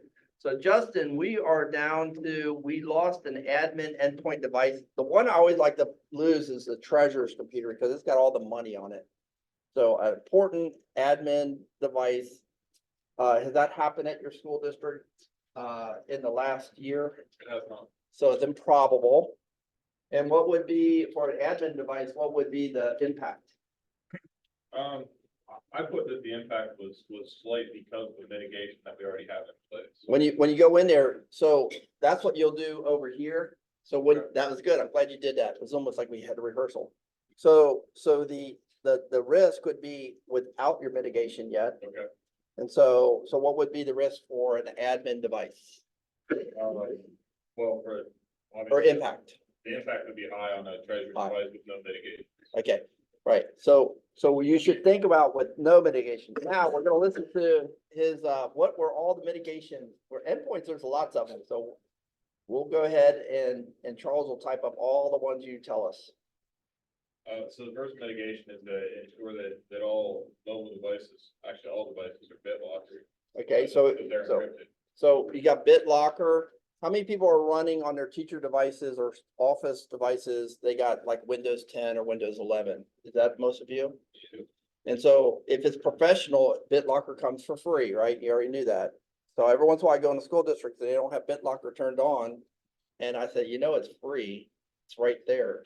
It's with professional version of office software. The BitLocker encryption is already on the computer. It's free. Okay, good. Keep on going. So then we would disable the device on the domain, Disable the device on the domain. Okay, change the password just for fun. can they change all their passwords? Sure. Yeah, I would have, so if you had a checklist, how many people have a checklist for a lost device in their technology room? So when student says, I lost my device, and you say, here's a checklist of everything you need to do. Anybody have a checklist like that? Yeah, I would do that because in today's world, if somebody gets a device and they get more stuff, because you know how people save passwords on their computer? So if they get past the login, then does anybody do that on their own computer where when they visit a website, they save the password to their bank website or their credit card website? Used to. Well, I bet you a lot of your teachers have that. So have them change all their passwords. Okay, what's next? After it's disabled and we change the password, we would kind of switch over to business continuity stuff and just replace the laptop at that point. Replace the laptop. Anybody else have anything else on this one? Does anybody does anybody put MFA on all their admin people to where you had to have more than a password? You guys have an MFA? Not on the, like a treasurer's laptop, for example, we wouldn't have anything on there yet. Cool. So if some of you have MFA, you can list that. What's another one that we could do? Anybody else? There's usually a big list on this one for endpoint protection. How many people have gone in and checked all their teachers' endpoint devices? Because once you get the endpoint device and I get past their password, especially if there's no MFA, and if they use an 8-character password, do you have a character length that's mandatory? Yes, How many? it's 15. So 15-character password. Is anybody say 16? Anybody has 16 as a password? So he's a winner, 15? It was rough, but it happened. Yeah. How many people have MFA? The reason is he's following the federal standard because it says if you don't have MFA on an endpoint device, the federal government says it has to be 15. So, I mean, I could send you the regulation that's in Medicare website. So you got EMIS coordinators. So all those so we're talking about an admin device. We're not talking about the teachers where they're going to steal their chemistry grade. We're talking about where we get the treasurer's laptop, the superintendent's laptop, the EMIS coordinator's laptop. So 15, if you don't have MFA, you have to be 15. How many people allow when they go in their Active Directory on their Google or their Microsoft where they get 8 characters? How many people still do that? Yep, you're gonna have to change. Now, do you have MFA already? Not correct. Yeah. So if you have MFA, you can stay with 8. If you have no MFA, you got to go to 15. And the reason is with the modern software, it takes about 1 minute to bust all. So it takes 1 minute to bust. So if I get the treasurer's laptop, hand it to my endpoint specialist, in 1 minute, they'll be in the system. They'll break the password in 1 minute.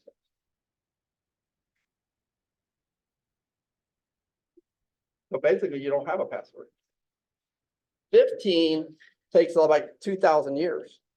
Charles, I've showed them all. Yeah, the chart. There you go, Showed Jerry. With the brute force attack, how length of character is king and then the complexity after that. Yeah. Cool. So Jerry shared with that. So long passwords. So now, when we're talking about, because we're gonna get down, maybe skip down to the end before we get out of here, we're gonna talk about if I was a perpetrator and in Ohio, I sent out the email last Monday, Monday that said, hey, there's a bomb in your school and nobody in Ohio reacted to it. Well, the next thing I want to do is I'm going to go into your teacher's laptops and then remote in, and I'm going to delete all their grades. I'm just going to do nuisance attacks. And then you would say, oh, I don't think they got the password. I'm going to tell you, half of your teacher staff, those perpetrators over in Russia already got their passwords. So they got keyloggers on their at-home computer.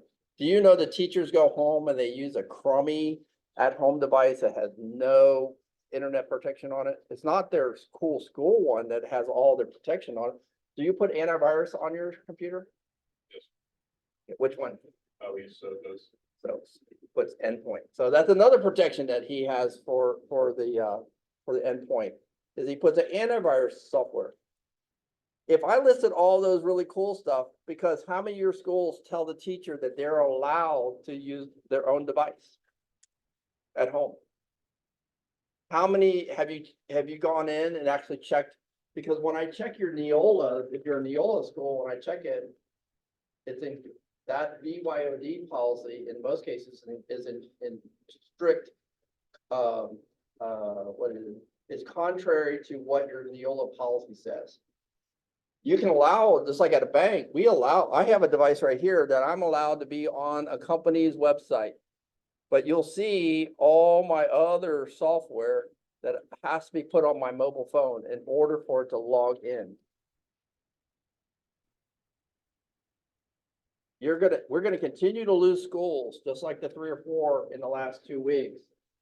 And so when a school has to pay hundreds of thousands of dollars, I'm gonna tell you, the treasurer and the superintendents are gonna come out and say like, how'd they get in? I'm gonna tell you how they got in. They got in through your crummy BYOD backdoor. They backdoored you. That's all it was. They got in through the back door.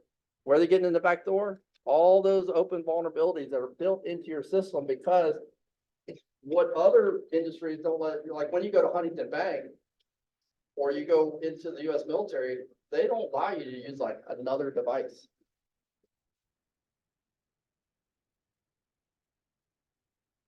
The days, so we're going to continue to lose cities. We had a city, it was Father's Day. I was on that one.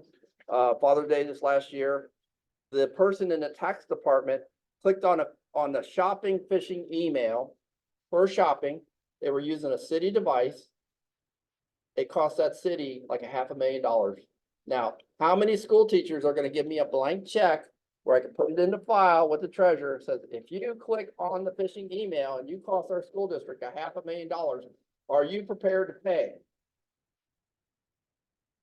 And oh, by the way, if you look at your NEOLA, your acceptable use policies are pretty good, and FERPA is extremely good. FERPA, which is the law. I'm saying, like, if you're dealing with students' grades, you can't put it on a crummy, non-protected device. Because I can see all of you do stuff to protect your endpoint devices, but then the teacher can go home and go on a Windows XP computer or Windows 7 computer at home and access their stuff. So you have to think about that. So when you go back, so what's going to happen throughout the next 5 months? Schools are going to continue, cities in Ohio can continue to get hit, because I was at a meeting at state yesterday about it. We're going to continue to get hit. And then we're going to adjust over the next 5 months in our industry. And I'm going to tell you what, all these extra privileges in Ohio, if you told me in May and June that there's no BYOD devices in any city, any county, any school district, I would say, well, that's probably likely to happen. Because when they read the report that by having this crummy system forced me to pay $2 million out for recovery, that's what the average is for recovery in Ohio. Ransomware recovery is $2 million minimum. Now, who's got that in their budget?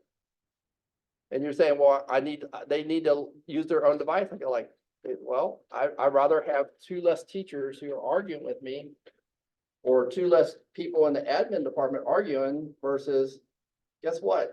Look, I can download FERPA. Hey, teacher, let's say the student lawyer, but I've read all your NEOLA policies. Your NEOLA policies are locked tight. If you read the contracts that come in from the school, it's a superintendent, and I was sitting in the room with them. It says in the contract that they will follow all school policies. There you go. That answered all that question. You just can't at a school open up the back door to where you allow. So at businesses, just like my device, if you want to come up there, if you use a non-business device like a phone, Android phone, then the company reserves the right to put software on it to protect the network. So you have to think about that. Is that'll take a while. How many school districts are we going to lose between now and June at the rate of fire that's going on right now? It's going to be a lot. So you're going to have to think about, when we get done with this, where is your highest risk? Where's your highest risk? And we're going to be, Jerry's going to help us out, because every time Homeland Security, which I was with yesterday, every time they get a report, you'll get a 1-pager that comes out and says, this is what happened. Pay attention to those when Jerry sends those back to the system, because when he says this is what happened, and then you think about your network and you go like, well, how would we do? How are we going to do? So we're going to see not just schools, airports, you name it, critical infrastructure is gonna have to adjust with the threat for the next 5 months. And the reason I said 5 months is because that's the guidance from the federal government. They said it will peak. The number of attacks right now, the month of November is highest in the history of the internet. And it's gonna keep on going, they said, until May. Now, I don't want you to go back to your school district and tell everybody to panic. Panic gets us nowhere. Simple things, longer passwords. Some of your school districts haven't changed your passwords in the last 3 years. So if you told me over the holidays that you went into your domain controller and did a forced password change, there you go. Now we're talking the same language. Forced password changes causes everybody in the system over the holiday to change all their passwords. Why is that important? A lot of people use the same password. So if you turn off toggling, where they can't toggle and use the same password, everybody knows what that setting is on your servers, yes? Are you with me? Yeah.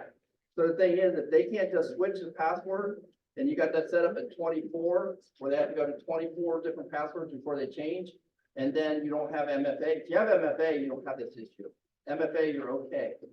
But for people who just have a straight up password, they need to change, go to 15 character, and they need to change now. And the reason is, right now, if they went out to Facebook or they went out to whatever and they got their password, and let's say the password was full tracks, that's their password. Full tracks 6. That is not my password, so you don't have to do it. So I just made it up. I could have called out. I just want any word put together. It's cool track 6. And then Jerry would tell us based upon his chart, well, Charles, you just wasted your time by doing that. It needs to be a long password, long. It takes 2,000 years to go in and try. Out of one of my textbooks, I actually wrote a program where you can actually write the program of how to bust this password. So the thing is that you can see it's a mathematical formula. The longer the password, the longer the software has to go about doing that brute force. Okay. So anticipate that we're going to hear of schools that have all their grades deleted, all your files deleted. Those are type of things. And it's not just going to happen in schools. It could be like a law firm in your county with you. Because every time I go down to a small law firm or small urgent care, they never have backups. I can go to law firms, a small law firm, small insurance office, they have no backups in that small office. So this is a case where you as educators doing this can sit down with the brother-in-law over the weekend. You don't have to do class. You could just have them call Charles and his crew in Jefferson County. They can sit down with them or call the cyber reserve and say, hey, how do I get this spreadsheet? How I can do this? And then how I can make a change. But don't try to tell them that there's 60. If you're going to give guidance to somebody, pick the one that has the most. And I would just do maybe one thing a week or one thing every 2 weeks. If you do pile on, you're going to lose them.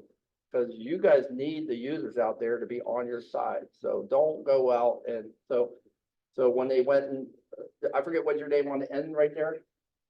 But George. So George, when you did the 15 character password, or you guys did the 15 character password, how long did that take between the time you said it and the time you got to implement it? It's a continuous process. We've been reviewing the accounts that don't get used and going in and changing their passwords for them so that those old passwords aren't out there. Let's say we have a situation with a bus driver who doesn't log in on Active Directory very often. So we've been we rolled it out. I would say within the first 2 weeks we had 90% of our users were done. And then we went in and mitigated the extra 10% by looking at, hey, these people never sign in. Let's go ahead and figure out a way to disable their accounts or mitigate the password problem now by putting a strong password in ourselves. Okay, cool. All right. So we got that. We did that. Then he said, and after after you applied the mitigation, what was the new likelihood? It's still improbable. Improbable, and then you went down to what for impact? Well, we said it was high before, then we would go to moderate. Moderate, yeah. Or you can go down even lower. If you know it's lower, remember if you put training in there, if you get people, you have to ask the individual, when you take your laptop and you put them in a car, you know, how do you do this? Do you stop at the store? Do you put your laptop in the trunk? Do you have it just sitting out there to where everybody can see it? So those are kind of things. The next one is, so I got George over here, next one, George. We're gonna do a little bit easier one. This is just number 9, loss of teacher endpoint device. Teacher endpoint device. Is that happen anytime in your school district in the last year? Not that I'm aware of. Okay, so it'd be improbable. Nobody wants to do this. All right, improbable. And then the impact per teacher, what would that be? And you have to ask yourself what's on their computer.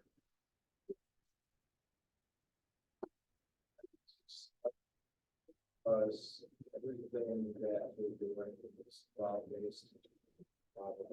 Just remember, when I get their computer, I'm 5 seconds away from getting into their cloud-based account. So, but I think what you're trying to say is that they shouldn't, EMIS coordinator, I'm gonna put them in admin. So what we did for a number of school districts, and when we come visit you, you'll see it when we do seminar 4, is when teachers at to get to the end of the year, when we've had legal people look at this, then the guidance is from legal departments is not to have stuff on your computer that's older, and I'm talking about data. If they have class plans on there, more power to them. But no data that's older than 1 year. So if they have stuff, so let's say I was on a field trip, we went to the Macy Days Parade, and they exported all the 1,000 names and parents' names and PII, and they gave it to everybody who was on that trip. That was 2 years ago, but I still have it on my computer in my shared Google Workspace folder. So what we've been doing in Ohio is we've been going in and putting in a program to where at the end of the school year, the teacher, you know, the IT staff takes care of critical. We've identified, you'll see in our program, 15, let's say to 20 individuals that are critical that have all the cool data. The counselors at your school, I've been on their endpoints, they got lots of data. EMIS, lots of data. Superintendent, lots of data. The admin and secretary in the front office, tons of data. Because they're like data central, right? All this data is going back and forth. The school nurse, if you have that, lots of data. The teacher should only have a little bit of data when we're coming to PII. And then what we do is we just check those systems once a year. We actually have a paper for you. And then they can have another teacher, their favorite teacher over there. Sally checks Samantha's, and then Samantha checks Sally's, and they check each other's computers. And I'm not saying just their computers, they also check their folder. Because every time we've had a legal person look at it, they go like, well, what if we had to declare a breach at a school?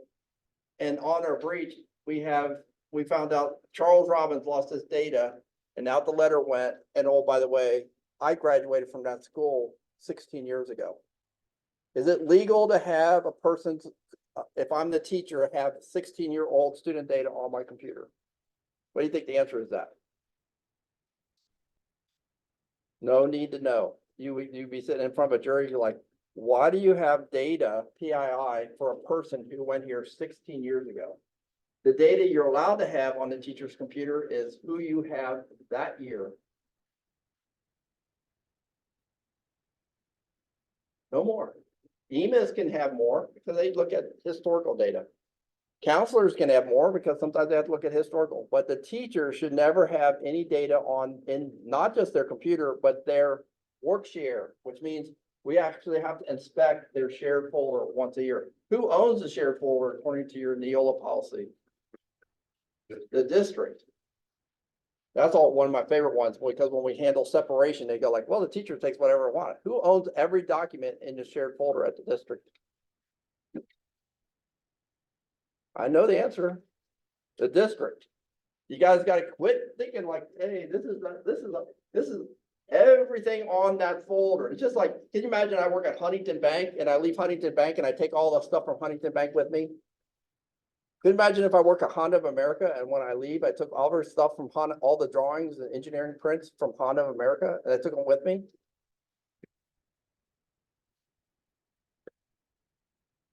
I will tell you what your policy says. It says nada. You can't take nothing with you. So when the superintendent goes in there and the treasurer sits there and says, well, we're gonna do this, I go like, well, are you gonna rewrite your board policy? Because your board policy says no. You gotta quit acting like, hey, this is like data. If you read FERPA, FERPA is about as hard as law as HIPAA. So a teacher, I asked a lawyer up on Lake Erie, I said, hey, if I did this and it was on my crummy computer at home and the FBI comes in there, I asked the lawyer from the union, I says, would you, because the union lawyer was doing the security awareness training at that school district. We were up there. I asked, would you be there to back up the teacher if something happened and it was on a teacher's own crummy device at home? And the union lawyer says, no, we will not defend them.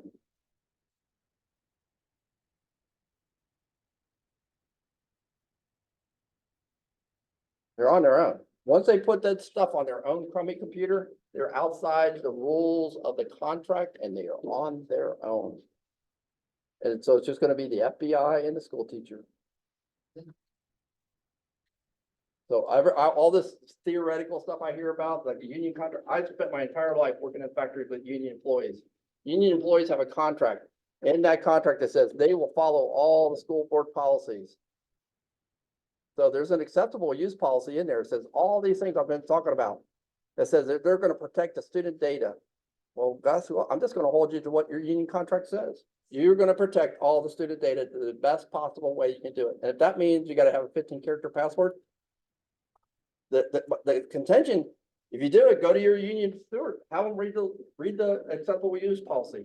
If you guys decide a 16-character password is the thing to do in there, there's no pushback that they can do. Because it's in their contract that says that whatever you guys set is the rule. All this stuff. That's what NIST is. NIST is about rules and regulations, and it has to be evenly applied. You can't just do the union teachers. You got to do it to admin staff too, or non-union. Okay, cool. All right. So we are going to go to, let's go down to number 12, the insider threat. That's going to come up over the next 5 months. If they can't get in now, it's mostly going to be, let's say, like a Columbus school district, a huge district, or Southwest City Schools, where there's 75,000 students or something like that. But we'll just make believe that we got a large, who's got my largest school district here? It's not nobody. That's good. It's nice not to be the largest now. Let those other guys, let Southwest City Schools and Columbus and Cincinnati and Cleveland be the ones taking the rounds. But I was at a small school district down on the Ohio River. And when I said, what's your name again over here? Aaron. So Aaron, have you had an insider threat? This is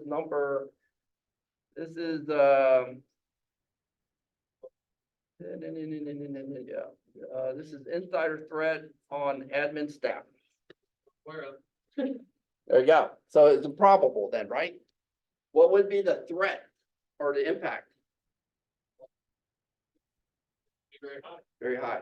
So I was in 2 different school districts in the last year, and the one, he said, no, just like you did. And he said, well, was that count the grandma who was changing grades in the grade program?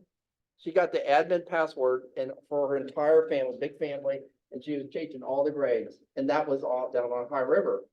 3 months later, I'm over west of Dayton, same thing. Is that the grades that the person, family member was changing? So when you see a person, so how many people here have gone through insider threat training in their career? Yeah, it's required once a year to go through it. It should be part of your security awareness training. And so, so there's 5 required trainings that you go through. They usually embed it all in security. This role-based training, security awareness training, software development training, but you guys don't have that, so that should be fine. Incident response training, which you guys are doing, and I know that, and there's one more. I'll think about it. Anyway, there's 5 required in this training. Most like no befores and package. Anybody uses an online security awareness training package? Which one do you guys use? Which one? We use Nova for it. Anybody else? Who else uses it? Question before InfoSec IQ. Yeah, yeah. So when you do that, if you got HIPAA records, how many people make sure that they check the box so that they get questions about HIPAA? Anybody include HIPAA in that? Because you guys are schools, as I found out a year and a half ago, are the winners of having health records. You have tons of health records and IPEs. And I think they're IPEs, is that right? Yeah. Anyway, you got all this. You got coaches who have physicals. And then I go like, well, how can anybody here tell me where's all these physicals that come into your school for football players? Where's those at? Where are they kept at? All medical, all under HIPAA. All under, and I found out recently because I spent the other weekend reading FERPA. FERPA had a whole section on medical in it. And so the thing is, those records have to be protected as if you were in an urgent care.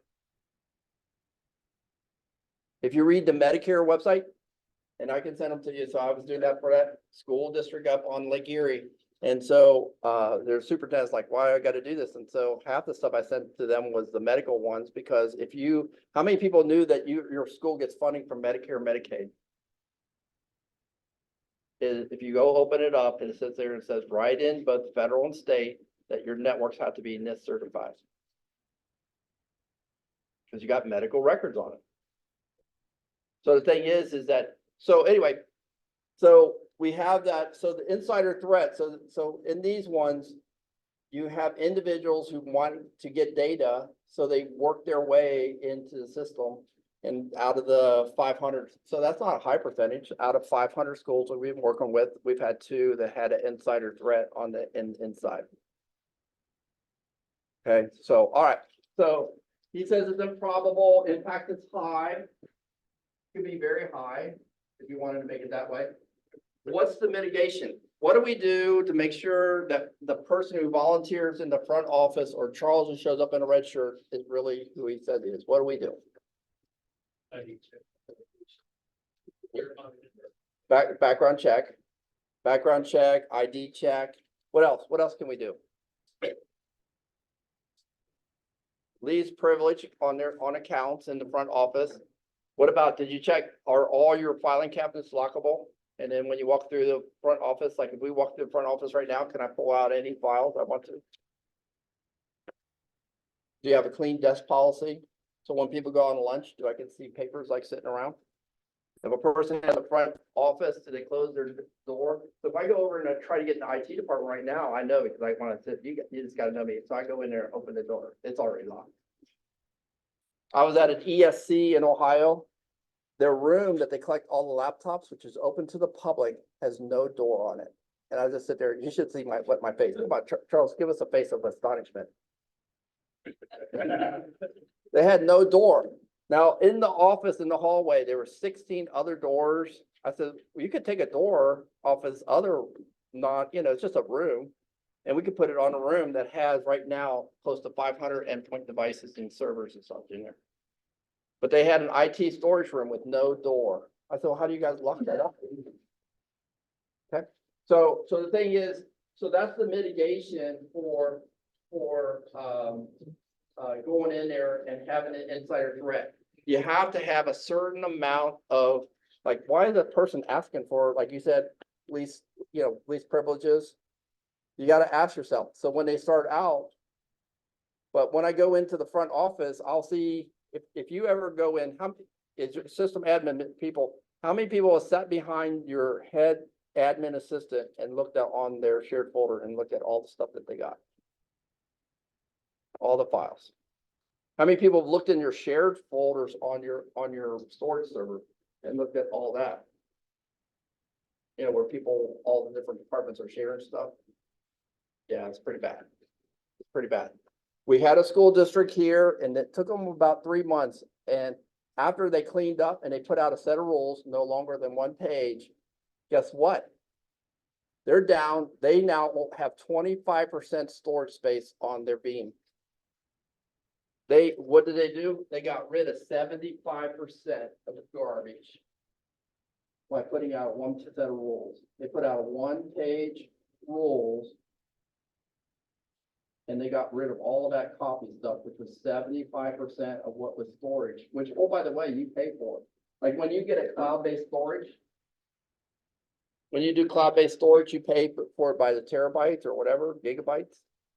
And it costs money. The more storage you ask for, the more money you have to pay. What were they backing up? True garbage. Because you know how people are. So anyway, so we do implement a program in here. So part of your remediation could be over here. Only 1 year, you could only have data that's 1 year old. Just like what George was saying about the George, if I need something from 2012, I go over to the EMIS coordinator, they'll export those files to me off the state. Why do I have copies of stuff that's on the state EMIS website?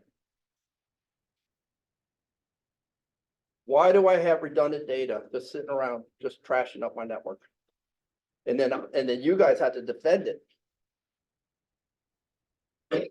If you only have to defend 25% of what you had before, because you go in and you say, oh, I'm gonna clean up all my old junk. Now, before you start going to delete, you gotta do some training. You gotta do some training. You gotta train people so that they just don't go in there and hit the delete button. Because we have sunshine laws in Ohio, so you can't just do that. Have them put their class plans in a folder called class plans. Have them put data, let them sort stuff out. Tell them if they need help that Charles will come down after you train Charles and sit there next to him and say, oh, is this a data file? And then be prepared that if they do happen to have, like the school nurse, an important file, that you give them directions, like your technicians, like, hey, that's got to be sent over to the file storage server. We got to, in other words, you got to be able to spot, like, is this a copy of data or is this the original? Okay. Once you get to where everything is good to go, then you just have to maintain it. So I have about 10 school districts out of 500 who are running this program right now in Ohio. And like last May, when they let out, all the school teachers had to sign a document that said that their computer. Now what happens is when the FBI comes in, if there's an attack, they say to you, like, when's the last time you checked your teacher's computers? They said right here. All the computers were checked on this date in May. You have documentation that says that your systems were checked 100%. If you guys are running more efficient, how much more efficient does the ITC run for speed? Think about that. We have the ability too. So when I'm at an ESC, I was sitting down with the ESC director in Ohio, and we went and said, how many times have you sent an unencrypted data file? And we could count how many times. It was 26 times. So all we did is ask the computer, how many large transactions did you get? And we sorted it by that. Boom. And then it did it like that. And every single one was unencrypted. I said, does that follow your FERPA policy? And then she says, no. I said, then stop it. You call up the other side, you say, look, make me a portal, or the cyber reserve comes in there and trains you on how to send an encrypted email. So the mitigation would be, when you're writing these up, if you go in and you check, and that's how they get these passwords. People sit there. So if I brought a cyber reservist in here, and they put in, and they were just sitting there listening on the network. So they got in, they cracked in, they got in on the Buckeye Career Center network. They would capture PCAPs, and they would get everybody's stuff that's being sent into clear. You do know it's that easy, right? Because we capture it in hexadecimal, and then we convert it back over to text. How much that software costs? How much does it cost? That's good. We're getting Charles. Okay, good. All right, so we did insider threat. Let's go down to let's scroll on down here to software is unpatched. I don't know why it's software. The software is unpatched. 19. I took out software admin. I don't know. I read software. Scroll down, software is unpacked, and then we're coming to this group, you guys are what school from? Okay, and do you have any systems that have unpacked software? Okay, so how would you know? Okay, software, you install, so you guys have that? Yes. Cool, alright, so first of all, when you check the last time, so you're saying it's improbable, that you're checking. Okay, so the impact could be, so how many people can tell me what the definition of a 0-day impact is? 0 day.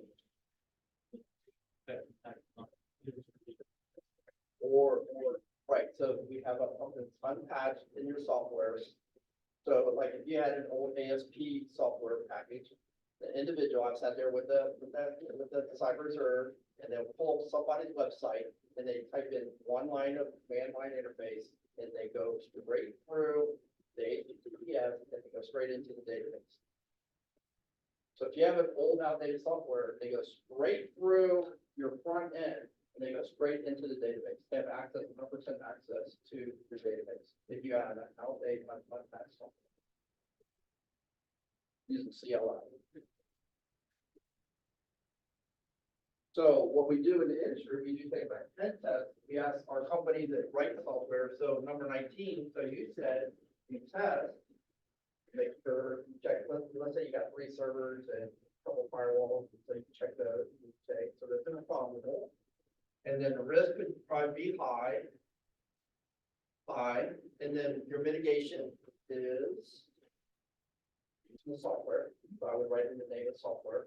And then who's assigned to do that and how often do they do it? And that's daily, because you get an automated report. So in his case, he's got a software does it. And so he gets a daily report. You know how it is, sort of, you go in, check it all the stuff, all the system, and you get a report, and then every once in a while, there's some bad message there, and then thought you were gonna have a donut and all the other way. Does anybody else have any other mitigation for unpatched systems?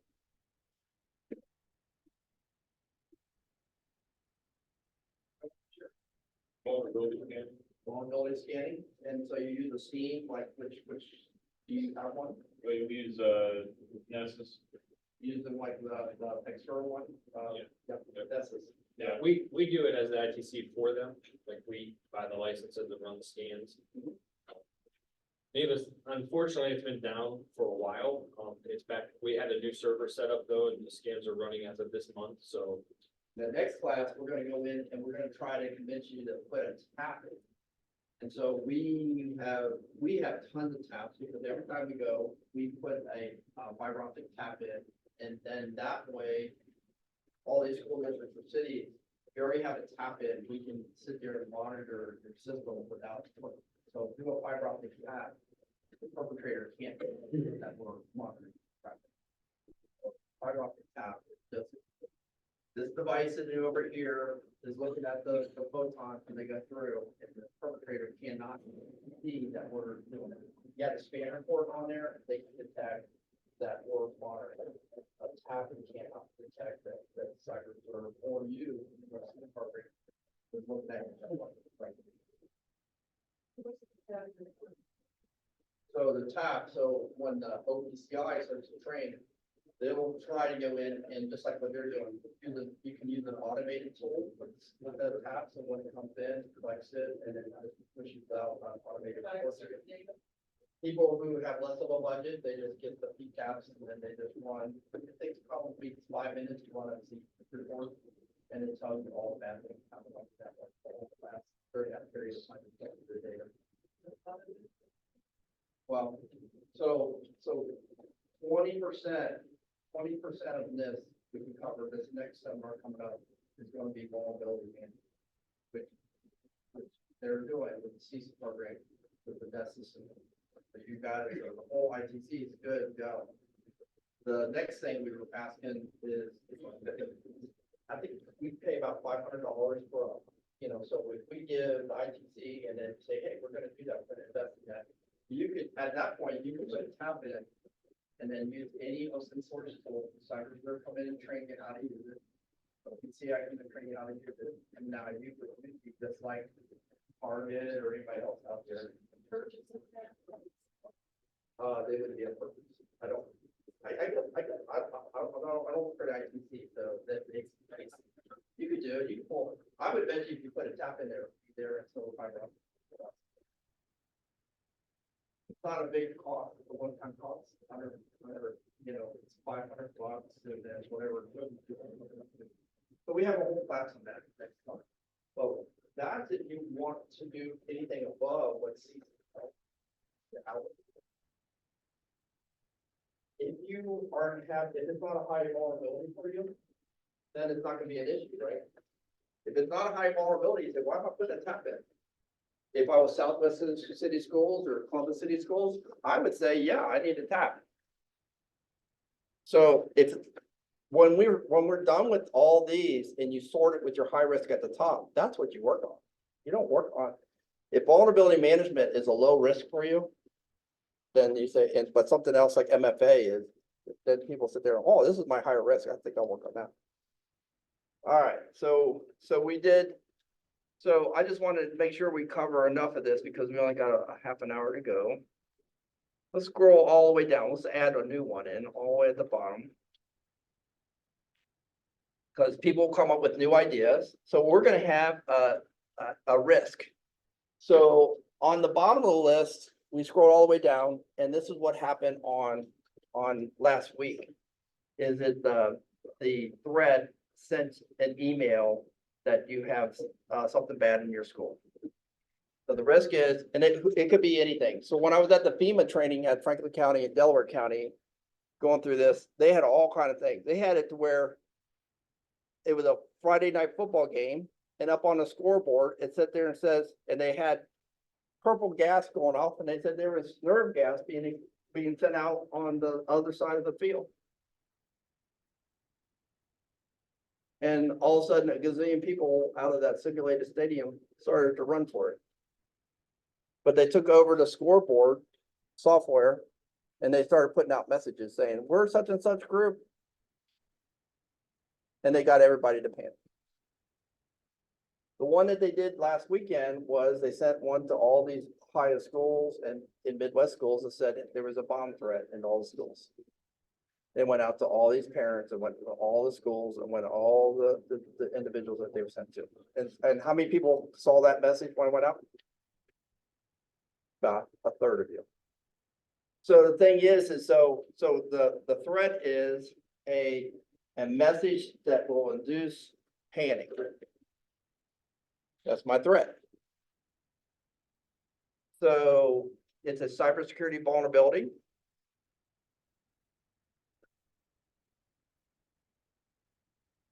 It's not improbable anymore. It's probably unlikely. So for the impact or likelihood is probably because it's happening in Ohio already. So it's unlikely. It's going to happen every month now for the next 5 months. The impact could be high, but more importantly, I just want to go around the room. We'll just go and start sharing over here in the back row. What are things that the school can do to reduce the panic? Communication. So communication that this stuff is going on, right? So Charles, that would be the first thing you type in, and we type in down here at the bottom, we would have a communication, maybe a bulletin, a cyber bulletin that goes out that says this stuff is going on. What else can we do?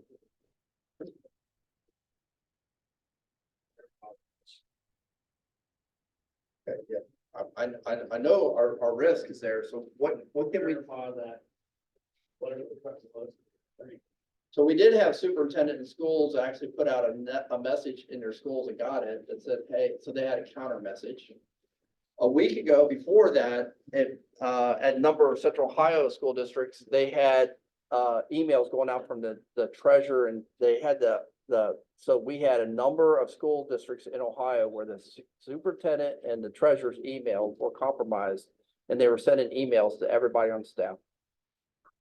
How many people that happened to around here? So you guys gotta be saying thank you for being in the eastern part of Ohio. Because in central Ohio, they have much more action going on right now. So last week was the false messages going out from the superintendent. So we're gonna have to figure out a way to communicate in a secure channel to the teachers that this isn't, because don't you guys already have that with an active shooter? How do you guys handle if there's an active shooter in your school? What's the communication protocol there? But how do they communicate it?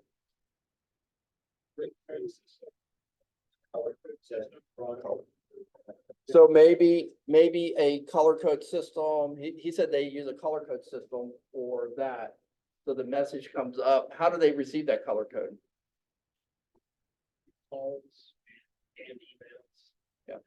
Because if your superintendent email is compromised by the perpetrator, there you go. Everything that goes out to the superintendent email is going to be copied by the, by the perpetrator. So you're gonna have to think about maybe, just like what happens in ransomware attack. In a ransomware attack, all the emails at the school, you can't use your school email during a ransomware attack. Because the perpetrator is on that channel, read every single email. So if I'm the superintendent and I say something on the email channel, well, the perpetrator reads every single email. Every decision that the superintendent's making. So we're trained when there is a ransomware attack that no school emails come out during a ransomware. So you gotta have an alternate channel. So I guess that's our remediation. So we gotta have, so for bad messages that are coming in there, we need to have an alternate messaging system that's encrypted. So that's what Cyber Reserve uses. We use Signal, which is an encrypted application you put on your phone, and then it's all encrypted. And it's only to that one small group. There's a lot of them out there. So you need to have, and I think a lot of school districts have that. They just need to determine what it is. Now, the ones that are going to move that up on their remediation schedule is the ones that stuff that's happening to them. So we had to have a plan. We had to have a channel, an alternate channel, then the compromised one. And then maybe we had to have a keyword or color that tells us that you can't trust the message that you just received.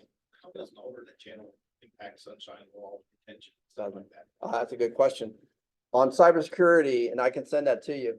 Cybersecurity in Ohio law, none of the stuff we talk about here today, you can't share this risk management worksheet under sunshine law or your incident response plan. Yeah, I'll send that. Yeah. That is it. I believe that's in the incident response section under legal. I think I already have that in there. You cannot, it's not just cybersecurity. Anything that has to do with student safety or employee safety is not under sunshine law. You cannot send this stuff out. That includes not just schools, but cities and counties. None of this stuff. If somebody says, hey, I want your risk management plan with all your mitigation. If I was in Ukraine or Russia, I would like to have your mitigation plan. I would love to see all of yours. I want to see your incident response plan. I want to see your risk management plan. I want to see all this stuff, but you would never send that out. So, but you'll need to tell that. But I think most of your treasurers and superintendents are pretty up to speed on, if they get a request that is a control document where they're asking about student safety. Anything that has to do with student safety in Ohio is not under sunshine law. But I will send you the report. So it's in the code. Okay. But it actually used the word cybersecurity in the Ohio law. If it's cybersecurity, it's not under sunshine law. Do not share your cybersecurity documents. Don't show them your workflows. Don't show them your network diagram. That is not under the. Okay. Cool. All right. So then after we do our remediation, so when you scroll down here through all the threats, let's do number 18 because that's you guys. 18. And who didn't I pick on yet? Here we go. It's like, and who didn't go? How about Yeah, I don't think you went yet. Sorry, he was talking. Oh, Number 18. Number 18. Access control privilege accounts created on system by perpetrator. So how many times have you gone into your Active Directory and seen another account created that wasn't supposed to be there in the last year? We utilize Greylog to monitor events. Yeah. We get notifications and anybody creates Right, but do you ever check your logs? well, they come in, those I mean, events mhm. come in, they get emailed straight to us, so we don't have to check. Okay, that's it. Because if I was a perpetrator and I knew you weren't looking at stuff, just like, so what we do when we're a bad person, we'll go up and break a light and then I'll be outside in the parking lot. And if I can go 10 days without you changing a light, and that's the window I'm gonna go in through when I break into your school. So it's just like prepping. So anybody who goes and steals stuff from you, they go in and they've, if it's organized crime, they're doing a very methodical method, okay? So if I knew you weren't checking, if all you're doing is waiting for the alerts to come in, then what I would do is I would go in and then because I got a privileged access, I would change the logs every night to make sure you didn't get that. Because you go to sleep you leave at 5 and you come back at 8 o'clock in the morning. So I'm gonna go in and make sure that log. So if you read about ransomware attacks, the perpetrators, when they get an admin level account, they always modify the logs so that you don't spot them. So that goes back to my question. How many times do you look at your access control database in Active Directory to check to make sure, and you sort it by admins, and you make sure that the admins that are appearing are real true admins and not compromised? How many people knew that every ransomware attack that you've ever heard of, the perpetrator has an admin account on your system and it's been there for over 18 months?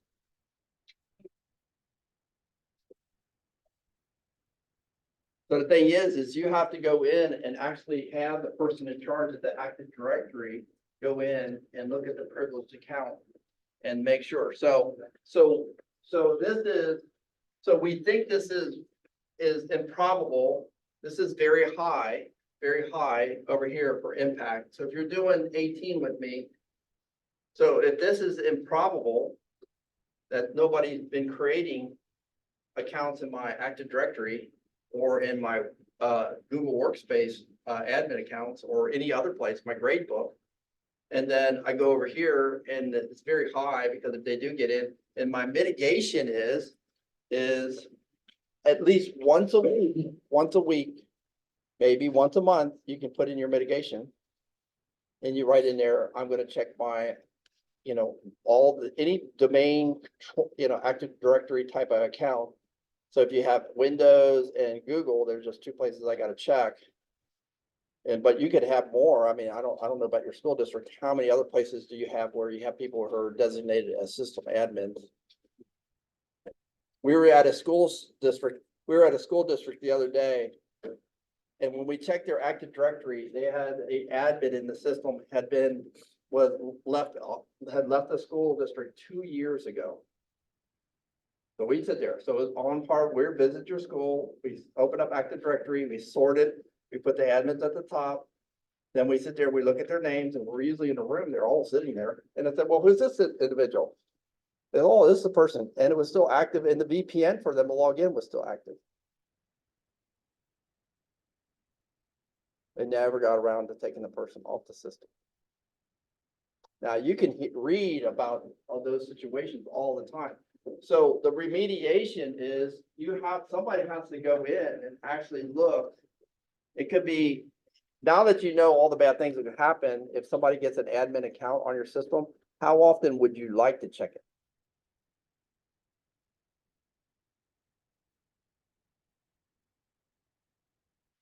How often? Well, you got to say in your mitigation plan. You want to check it once a week, once a month. You only have to check it once a year. By NIST standards, you only have to check your Active Directory once a year. But I will tell you also, like when I go in the cities and counties, they usually have, you guys know what an Active Directory, what a ghost is? Colonial Pipelines, what they did is they had accounts were made up in their ghost accounts. somebody, it was a contractor, they left. Then a person, so how does a perpetrator over in Eastern Europe know that you have employees that left your place and that they can go in and hack on that account? And nobody's gonna report it, by the way. If they hack on an Active Directory, Google, those accounts, there's nobody gonna report it because that employee just left 6 months ago. So they get in your system, then they start to communicate to other businesses using that account, and you guys will never know it. Will never know it. They're using that account. That was the Columbia pipeline. That whole thing with all those people in line down in the south was an individual got into an accounting account at Columbia Pipeline for a contractor account who was no longer there, got in that account, and then just started messing. They got admin rights to the system. You know how you get admin rights? By calling help desk. I call your grade book and I have a legitimate account for your school. I can sit there and ask for admin rights. And I will tell you, because we're at the cyber reserve and we use Synology all the time. So my logistics officer in the battalion sat there and called Synology. And they gave him the help desk from Synology, gave him the admin password, recovery password, because he said, hey, I can't get into this. The person left here and I don't know the password. And the help desk person gave him the admin password for our organization, for the Synology. The backdoor password. That's how help desk people are in the United States. They're so helpful. They would give you, if you have an admin password at Google. If I called up Google right now and we were back at your school, and then let's say the superintendent was the practice perpetrator, the treasurer, and they call and say, hey, my name is, we'll just make up a name, Jeffrey Scott. And I said, yeah, I'm gonna send you an email. We'll use a ghost account. And they send it down to Google. I bet you $100 that they'll give you the admin password for your school.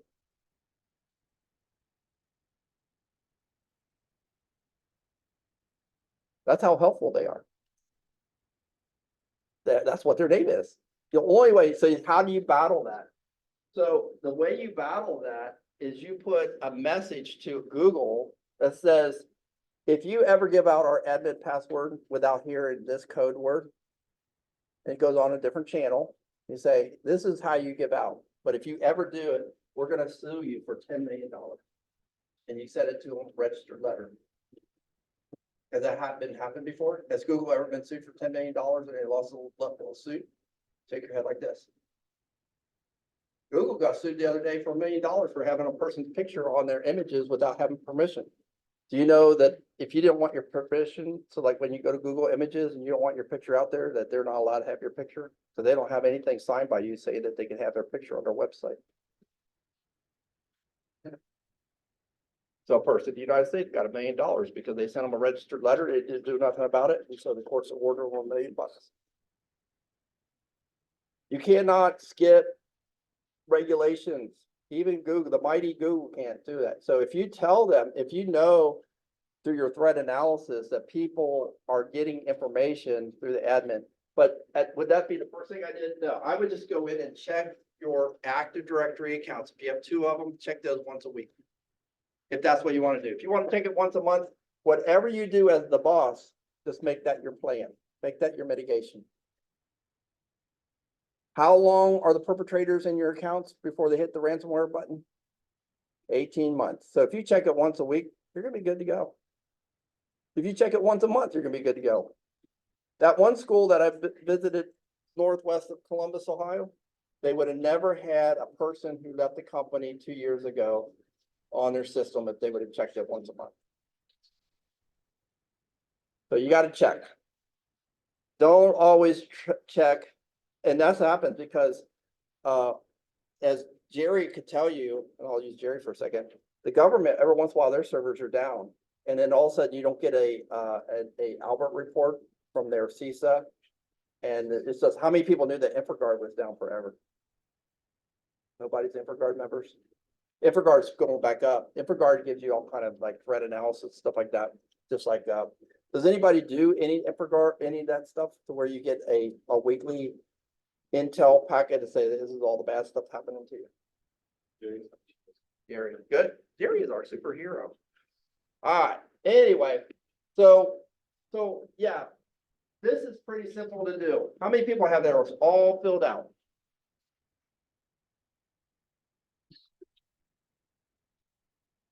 It's pretty simple. The threat.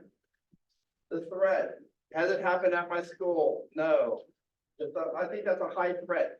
There's no wrong answer. There is a certain amount, like the first, how often does it happen? And then the work is, what is the mitigation? What is the mitigation? If you're working on this in the month of December, month of January, can you call Cyber Reserve and they'll help you finish it up? Yes. Yes. Working ahead on this one is a piece of cake. When we're working one-on-one, it's the same way. We do one control at a time. It's one control at a time. It isn't. Don't get, just because we put a template up here, but you have a different problem at your school, don't forget that you can add your own controls. You can add your own controls. How many people answered the question about the backup generator? Which number is that one, Charles? Backup generator.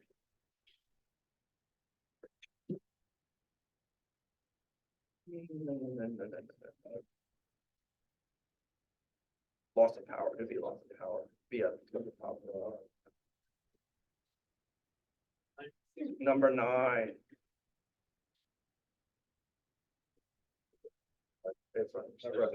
Yeah, 7. Yeah, 7. There you go. I got you. So, how many people have a backup generator for their data center? Who doesn't have a backup generator? Because that's going to be their mitigation. They're going to have a backup generator. If you don't have a backup generator, and you're going to put in, all of you have a backup generators, and you have any desktop computers. Do you have UPSs to protect the desktops from the power surge when it gets started up? Yes. Do you have a generator? Power comes off those generators unless you have a Generac or something really cool like that. Most time backup generators come up and there's a super surge at the beginning. So they'll put a UPS. So here will be your desktop. Now, if you have a laptop, you don't have to worry about it. But if you have a desktop, you need to have a UPS next to that. Okay, so, or you have servers. You could have servers in a rack or firewalls, and you have a UPS down here, and that conditions the power. It's much more than a battery. UPS is conditioned to power, so if you turn on the generator, it softens the spikes. It takes the spikes out. How many people already knew that? Good, excellent. So if you're going to put a backup generator in, raise your hand again if you don't have a backup generator. So your plan would be you have like at least a 20-minute backup. That 20-minute backup, and we do all of my servers are cloud-based now. Mm-hmm.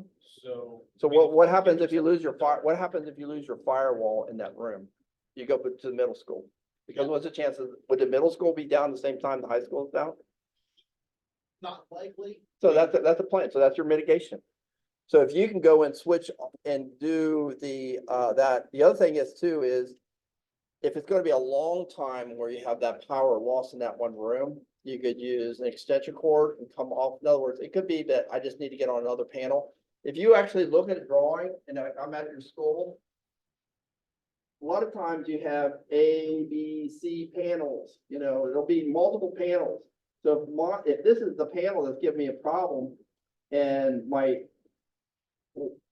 data center's here, I might be able to get some to where at least the equipment I need to run could be maybe 50 feet away. I mean, we're more likely to just power the entire building. In this Mhm. case, I mean, kids sitting with Yeah. no light, 100% there. Right. So 20 minutes for me is good. I mean, I've been in that district for a long time, 20+ years, and I've never seen just one panel go out. Right. The problem is if the high school, because if I lose this data center in the high school, I lose the all data center for the elementary, middle school. So I'm really interested in like how I can get that up, and then we address the high school problem later.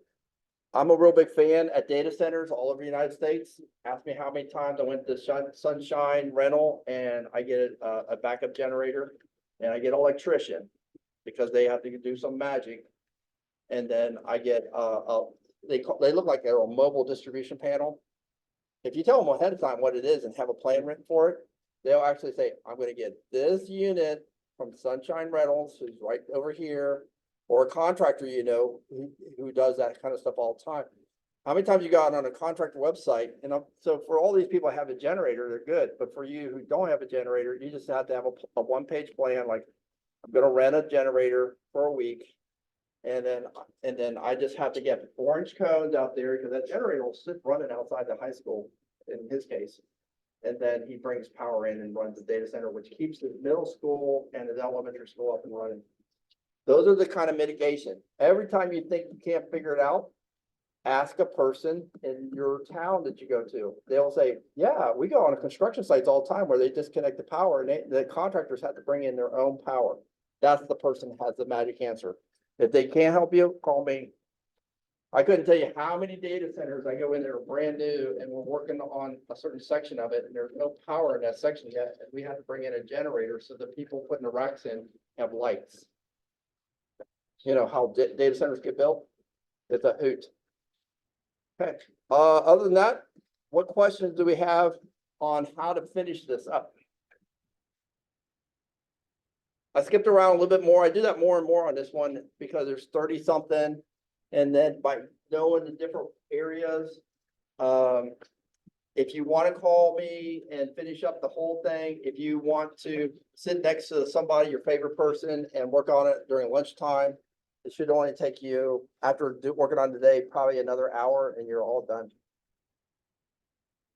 After the superintendent signs it and you add, something comes up and you add one, don't be running down the superintendent and say, I added one. Only need to have that signature from the superintendent once a year. Okay, just because when you make a change on your servers, you don't go running down and tell everybody. So you just keep track and then you just go from there. Any questions on what we're doing on risk management? Don't forget to open up the risk management plan, put your school name in there. Your risk management plan and your incident response plan, same folder. Have it in places, have it in different places so that if you lose the domain, you can open it up. The very first thing that this 10-person team comes to visit you, and it'll probably be up, depending on like the team that's up closer to Cleveland, because we got Central Ohio, we got Cleveland. If it's Steubenville, you're gonna get Central Ohio team. If you're up closer to Cleveland, Canton, you're gonna get the Cleveland team. So we're kind of like right close to a border for the cyber reserve. But when the 10-person team shows up, they're gonna ask you for all these documents.